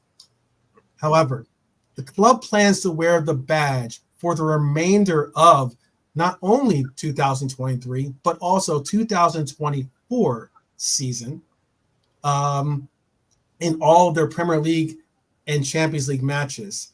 So they just made an actual, they just asked for them to also be allowed to have this crest be on this upcoming campaigns. Yeah, 24, 25. And on the 24, 25 as well. They just asked them Tell them to fuck off, please. Whoever's in charge and gets the final say, please tell them to fuck off. No, Premier League has said yes, you can do it. God. Yeah. I just hate Man City now. I just can't bear them. Just looking at Haaland's freakish face there, and De Bruyne's ain't that much better, is it? Like the ginge. Have you ever seen the kids show with the things with the people that make the noises and the names? What they're called? Teletubbies. Have you ever seen Teletubbies? Yeah. Ever seen it? You know the way that always starts with, like, there's this weird thing where there's a sun. The sun rises at the start of the show. That's how the show starts. It's the sun rises, and the sun has like baby's head. It's a baby's face in the middle. Yeah. Look at it now. If you Google that now, that's Erling Haaland. That is Erling Haaland. Look it up, Google it. That is him. Quality spot. I always found that funny when is him. Yeah, that the sun has baby face. Yeah, look it up now. It's him. That is the sun in the Teletubbies. It's him. Tinky Winky and Dipsy. There you go. That's it. Yeah, maybe that's what Daryl's saying. At least their little faces, like. But yeah, the red and the yellow guy and the purple guy. But the sun that rises up and it was like the start of the show, and the baby's head laughing in it. It's Erling Haaland. He still looks like he's 6 months old in the body of it. Great one. That I'll be laughing at that one for weeks, Brian. Yeah. Put it on a t-shirt, man. That's Erling Haaland. Once you point it out to people, they're like, "You're fucking right. It's him." It's a quality spot. That's round up my street. That you've got a great eye for funny things. That's brilliant. There you go, man. Yeah. Once you see it, you can't forget it, man. Once you see it, you can't forget it. I'm gonna go looking for it on YouTube so I can just laugh at the sun-head baby face thing again. Because they make that little noise when it comes up, you know, they actually can hear the baby laughing, and then the music is just like you just see it. Yeah. When the sun's going down or up or whatever. Yeah. Yeah. Pretty crazy, but that was just something I thought was kind of crazy. They're basically saying because it was a December, because it was in December, they feel as though they didn't get a real proper time to wear the badge. Oh, they're so sensitive, aren't they? Exactly. They're so sensitive, man. It's like, are you we didn't get to wear the badge. They're so sensitive. So yeah, because it was in December, and because they weren't allowed to put. I don't think they were really allowed to put the badge on for the very next game or something like that. Like how they worked all it out. FIFA World Cups have always been in December. Pretty much, yeah. Like that's how that shit works. That's how it works, kind of thing. You know, it's like, oh man, these guys, they've got so much money and so much power, but the tiniest little widdly little things makes them so upset. Like, oh man, what a piece of crap that club is. Like, yeah, man. And it's not even a nice badge. You know what's it's crazy, an ugly Brian? badge. It's doesn't even make your kit look nicer. It just no, it's a crummy thing. Yeah, it looks like someone just stuck a sticker on your shirt. Like, yeah, it looks like one of those crappy stickers. Like when you used to collect footy stickers, you'd have the club badge from every club, and there'd be like some shit club badge, like, you know what I mean? Like you stick it in the middle of the page or something. Yeah, it's like, what's that doing there? Sparkles and shit, like. No, they're just so weak. Oh, that club, man! Wow. I still haven't, and this is something that was kind of interesting too. This is my last part and point. Take down the Teletubbies here. We still haven't had a ruling on. We still haven't had a ruling on the their thing. On their arbitration, and that was weeks ago. It was supposed to only be a 2-week case. Or not case, but 2-week arbitration.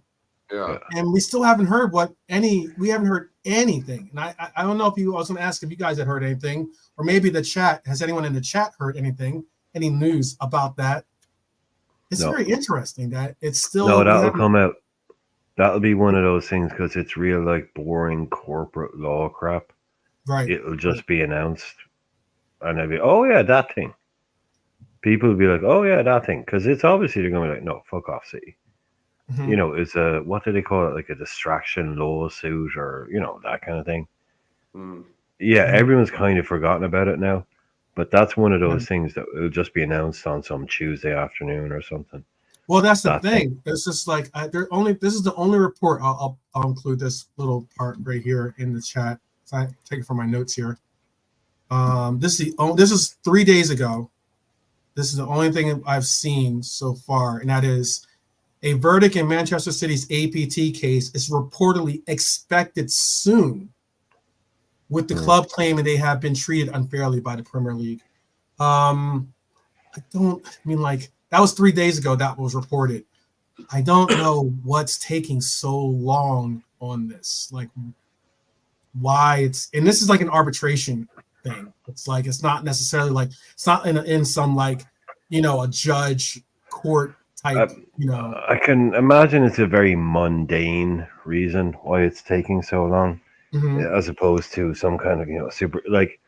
Yeah, I expect them to lose this because, like I said, it was frivolous. That's what they call it, a frivolous lawsuit. It was just designed to. This is a 165-page document that they issued. That's how just trying to throw some crap brief they gave the was a 165-page brief as to why they believe the APT rules are unlawful and all this other crap and blah blah blah. But there's been nothing. It's what rich people do when they have rich or they have expensive lawyers. They just go, let's just do a test case here. Let's just prod the rules a little bit. Let's just poke at them and see what happens. See what the reaction is. We can afford it. Doesn't matter if we lose. We can spend a couple of million of it. Let's just prod at the rules here and see what we can break. Let's just see what we can do. Like, this is the high level thing. This is what's going on here at these clubs. Let's just see what we can do and what we can get away with. Can we try that? Let's do it in a kind of a test way, not actually break a rule, but challenge a rule and see who joins in. Because you saw what happened when they did it. A couple of clubs joined in with them, going, yeah, we agree with that too. So it didn't quite work out with that one, and it gets brushed under the carpet, and everybody forgets about it. Come back in 6 months' time, challenge something else. Yes. Yeah. To me it's what the word insidious is invented for. It's something that seems inconsequential at the time, but Mhm. just creeps in slowly, slowly. And 2 years later, what you have is a cancer. You have a tumor. And you have you know, at the start it's these guys with their little things, it's like, well, no, they have an end game. These boys are not messing around. And they want to take over everything and make it to basically where it looks like it's a crapshoot, but they know they're going to win. People aren't going to watch if they know it's rigged. Yeah. But if you make it look like it's an open competition, people will watch and they'll pay. But you're just going to make sure that, at the end of the day, you still win. You come up trumps. That's Yeah. what you got to do. That's I'm what you with got to you. do. I'm with you, Makama. If a day comes and they're found guilty, they should be stripped and relegated. They certainly should. Yeah. They should. They did it to And Juve. I They don't. did it to Marseille. Yeah. They did, like, Marseille were found guilty of rigging one game. Hmm. Okay, now obviously they were at naughty stuff, right? But Right. they were found guilty of rigging one game, and they were stripped of their Ligue 1 title in 1992. Now they got to keep their Champions League that they had won under the same owner, but that's a different story. But they were stripped. Juve were stripped of titles, relegated. Marseille were relegated. The Italian league, which everybody likes to talk about how corrupt it is, these people were found guilty and immediately relegated. Juve, the biggest club in Italy, relegated. They didn't mess around. Took their titles away, sent them to Serie B. Did the same to Marseille. Took their title I away, got you. sent them. So do it. Yeah, I Like, remember the have the Marseille. balls to do it. I can remember the Marseille stuff very well from that period when they were like doing good and they won the Champions League. Bernard Tapie, wasn't it, or Tapie? Bernard Tapie was the owner. Yeah, He was the main man, wasn't he? they were found guilty of rigging a game against Valenciennes. One game. Now, obviously, he'd been at it, but they were only found guilty of one game, and they got their whole. Now, that's what I'm saying.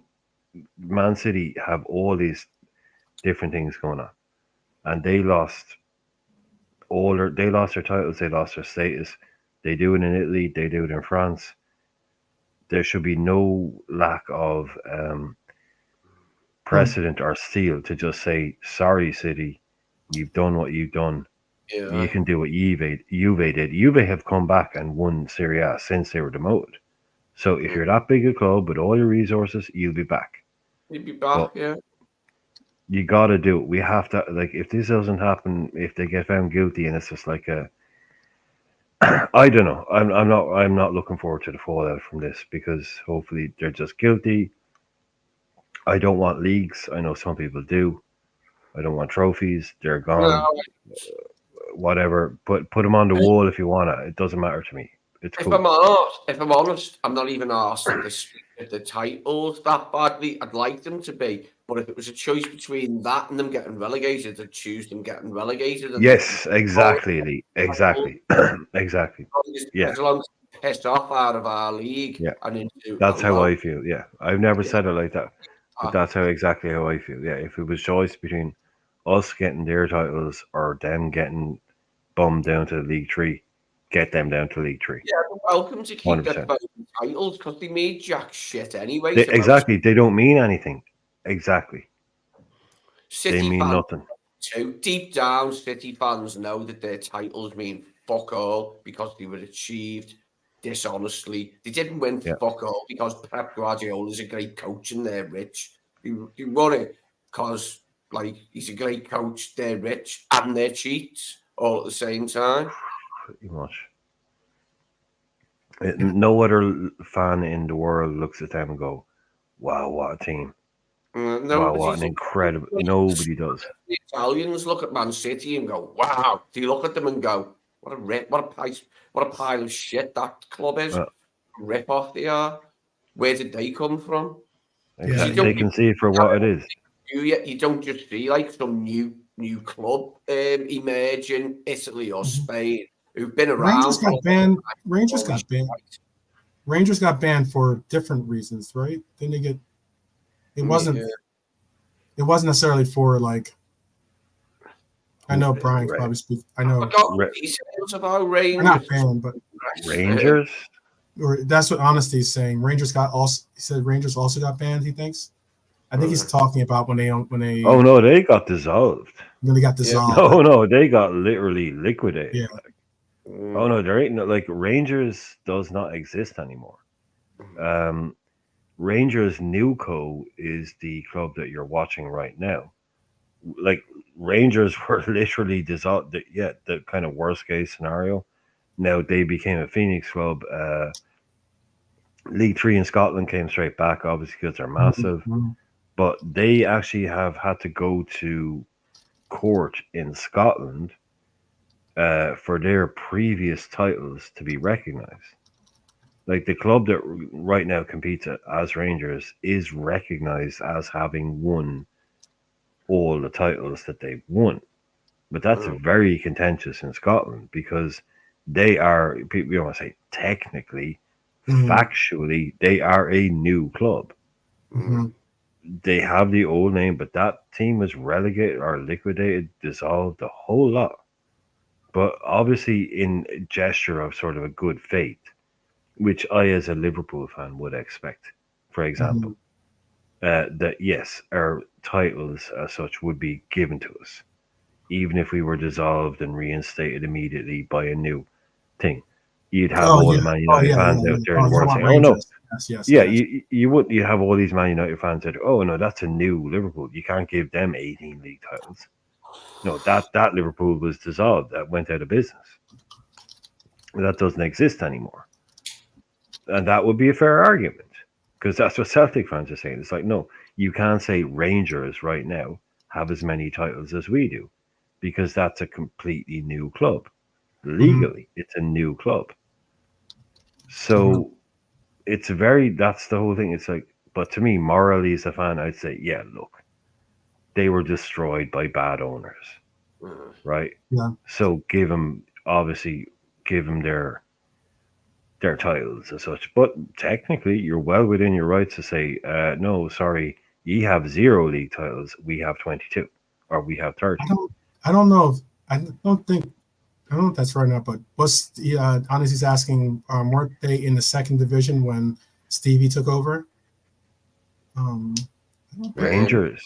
No, I don't think they were. They might. No, they weren't. They weren't. I don't think they were. No, I don't like. That would have been incredible for him to have brought them from the second division up and then win, and win the league. That would have they're Rangers. They're basically, it only takes them, like, that was the point. Like, they only had to go down for like 5 minutes. No, I got you. They were all of a sudden going to get back to. And I'm happy with City. Like, if City were to be relegated and then just came straight back, I prefer they didn't come straight back and they struggled. It took them time.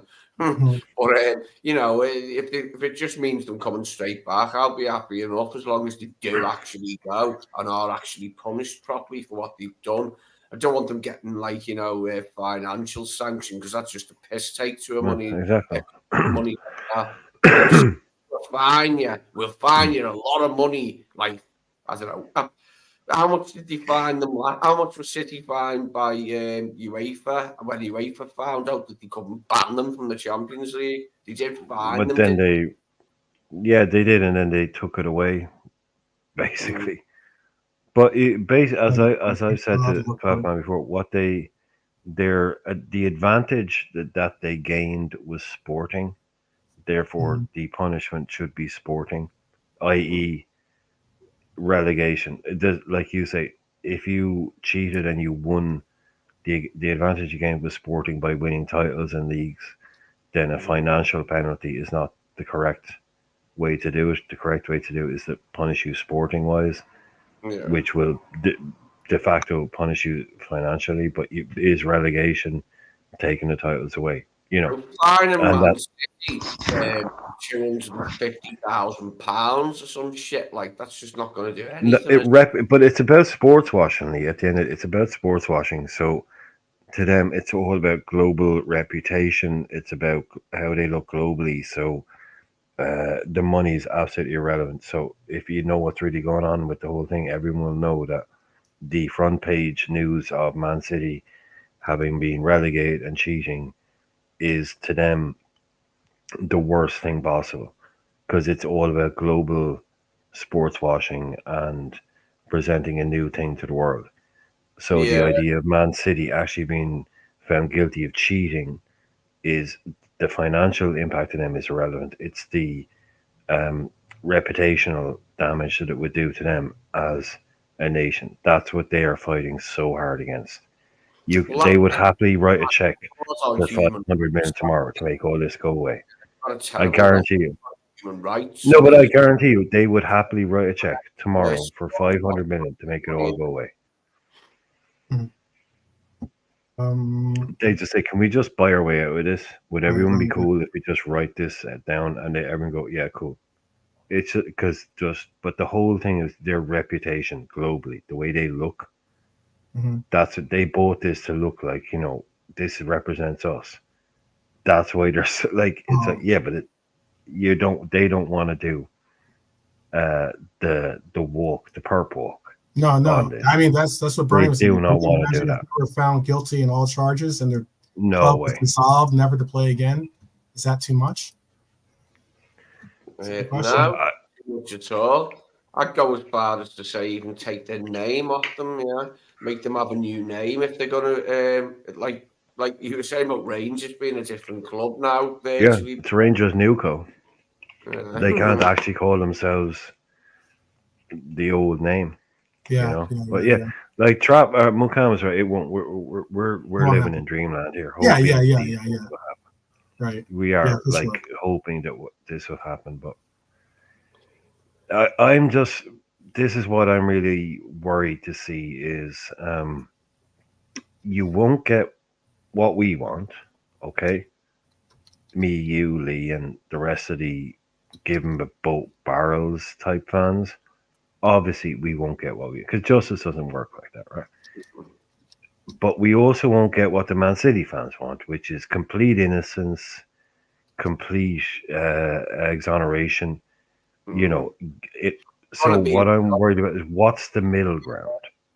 That's what I really want to know is where is the middle ground in this? Where will they land it? And I don't get, if they get found guilty of it, like I don't envy anyone having to make that.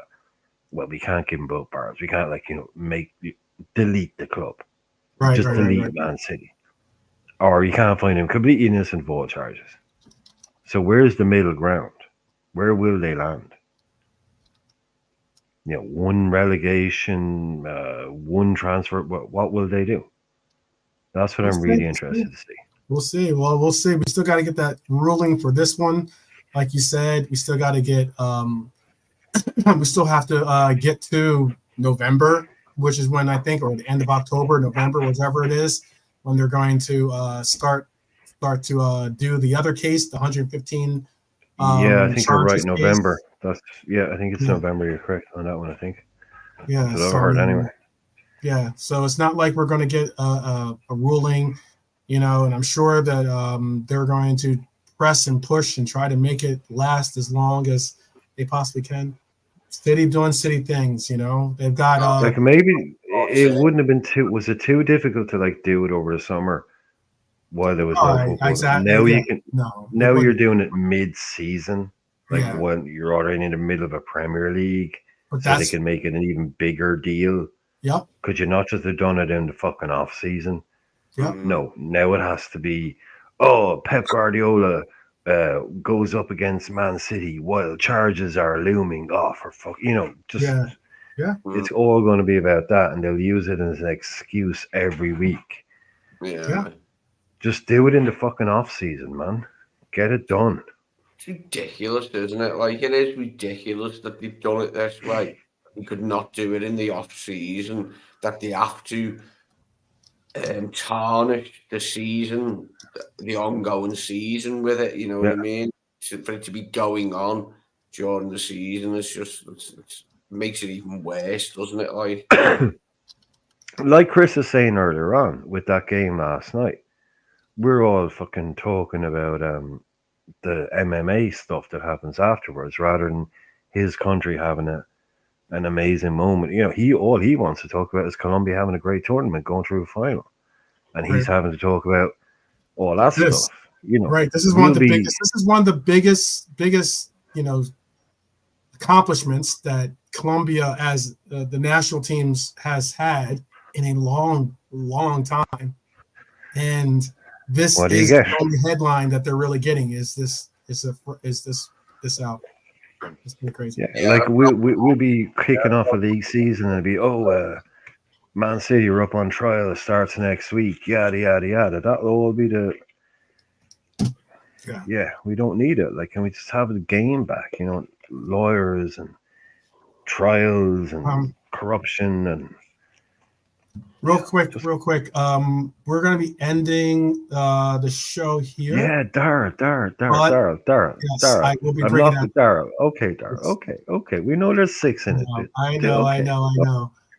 Daryl's very excited. I know I will not show you my team sheet before the final, Daryl. No.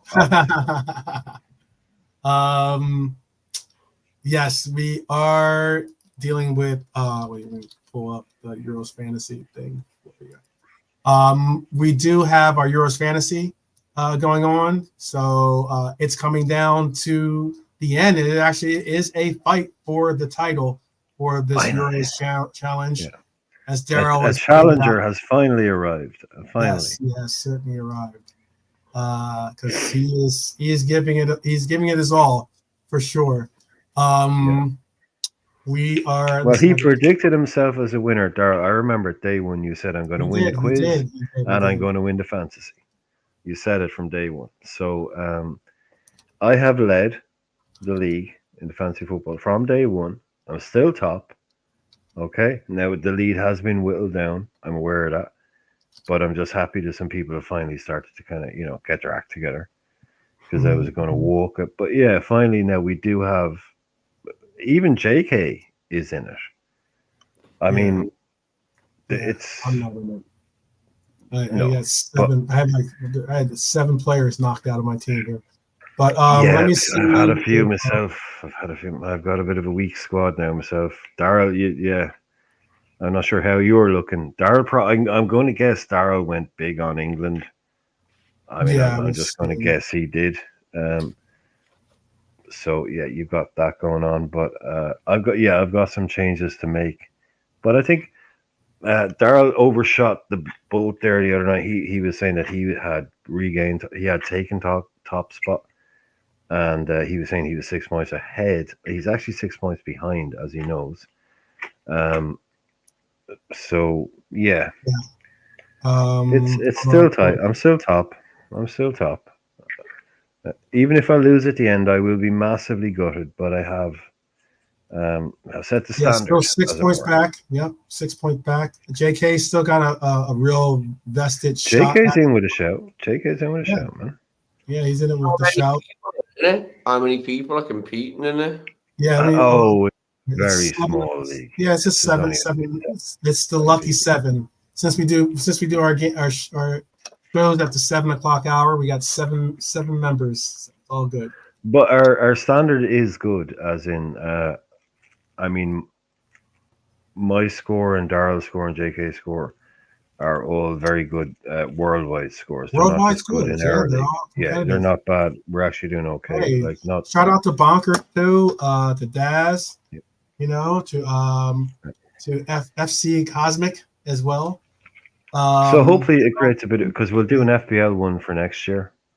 Yeah, obviously. we'll do an FPL, and the prices were actually, for those who are interested in fantasy Premier League, the prices were released today for tomorrow or for next season, and Erling Haaland is now 15 million to buy. Gone up from 14 million last year. So yeah, that's how highly they rate.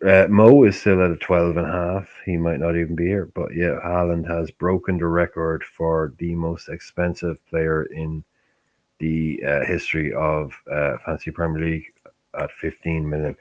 No one ever went past the 14 that Van Persie and two other players reached. I can't remember who they were at the moment.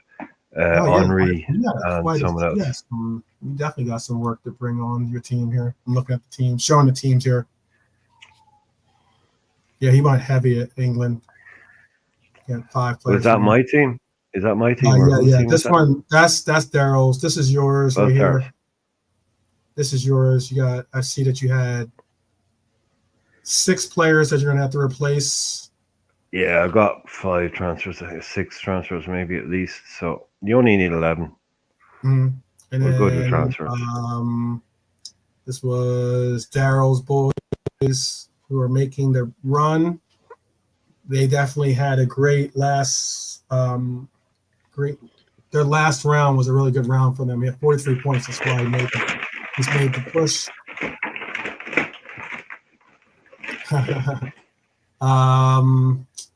JK again. JK's looking pretty solid actually. He's only got a few names he's got to replace in that lineup. But yeah, so those are the top 3 currently in the Euros challenge, in the 12th man Euros challenge here. Some really good stuff. Yeah. We'll definitely try to put something together for the regular season, and also we will be back mañana. Yeah, Daryl, if you want to set it up, man. Daryl's saying he's going to run the fantasy. That'd be awesome. Yeah, you set it up. That'd be awesome. Yeah. Let's get definitely link up and tell us, like, we'll coordinate and we can all run it together. Or not. Yeah, but you'll have to make. But I mean, you have to make Daryl a mod. Just make sure you make Daryl a mod so he can. Oh, absolutely! Links. I'll make it before. So before tomorrow, I'll make sure that happens. Yeah.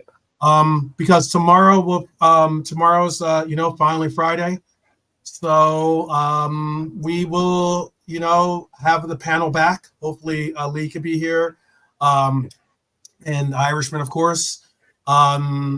Maybe we can even get JK on the board here or not. Depending, all things depending, with what his schedule's looking like. And tomorrow we'll do Finally Friday. We'll have a little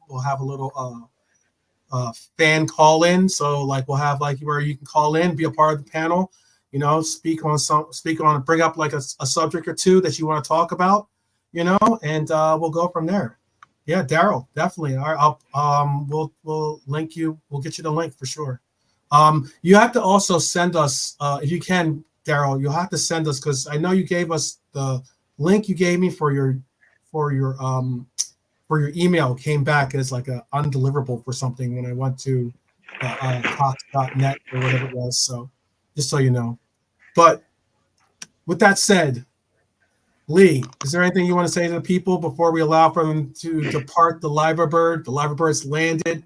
We're on the tarmac, about to open the doors, allow for them to go on to wherever they are, wherever they want to go. No, just thanks for being here, everyone, and have a nice sleep. Have a nice night's sleep. Enjoy your sleep. Okay, there you go. Get a good rest, and you'll feel better tomorrow. Absolutely. Yes. Darwin, you too. You included. Stop throwing them chairs. Yeah. Stop climbing up drain pipes like some hairy maniac with a ponytailed maniac. Yeah, especially not wearing a sports bra. I mean, it's. Oh, I know. I hate that everyone. I mean, take the sports bra off. I mean, I hate it. Yeah, just ditch the. Yeah, I mean, it just makes you look kind of ridiculous no matter what you're doing. Mm-hmm. But anyway, my only advice my only guiding thought to people when we're leaving is If you want to be on the show, and Daryl, this is especially at you, emails and all that crap, whatever, the easiest way to do something is to have a Twitter account, which anybody can do. So just set up a Twitter, Daryl. If you have a Twitter, follow 12th Man on Twitter, and then he can just DM you a StreamYard link. That's the easiest way of doing things. Yep. By far the easiest way. Just set up a Twitter account, don't use it, just follow the 12th Man, he'll follow you back, and then boom, DM links, easiest way in the right world. there. You get we don't need to put them in the chat then, you see. What is it? What do they call it? What do they call it at the amusement parks? The fast lane, or what is it? You know, when isn't the fast lane? Yeah. That kind of VIP kind of right. You don't have to wait in line with the other people. You get this. You get a little bit exactly because we don't want to always be putting the link in the chat. And if your email is a bit weird, the easiest way to do it is Twitter, and just follow him. He follow you back, and there's no issue there. Yep. Thank you again, people. Really good show today. Really good show. I don't know if it was the really good show that pulled you in, the coffee mug graphic or not, but all the same, I guess I am still very humbled and appreciative that you guys joined us today. Had some really good conversation. Kept it civil for the most part. I know that it's when we deal with these kind of subjects, it can get very easy to kind of get personal or take it to a level that definitely doesn't need to be. We don't want to emulate what the actions that we're talking about, with the personal insults or comments. And I think that we do a great job here on this channel. Oh, keep it clean. Keep it clean. Yeah. Everyone's entitled to their opinions, and you can go back and forth, right? But always with respect. Always with respect, and always with dignity, and ultimately, we're all Reds. We're all Reds. For the most part, we're all Reds here. I know that we have guests that are also that aren't Reds, that are just joining the conversation. But as always, as Reds, I always like to think that we should hold ourselves to a higher standard, because that's what European royalty and especially English royalty should do.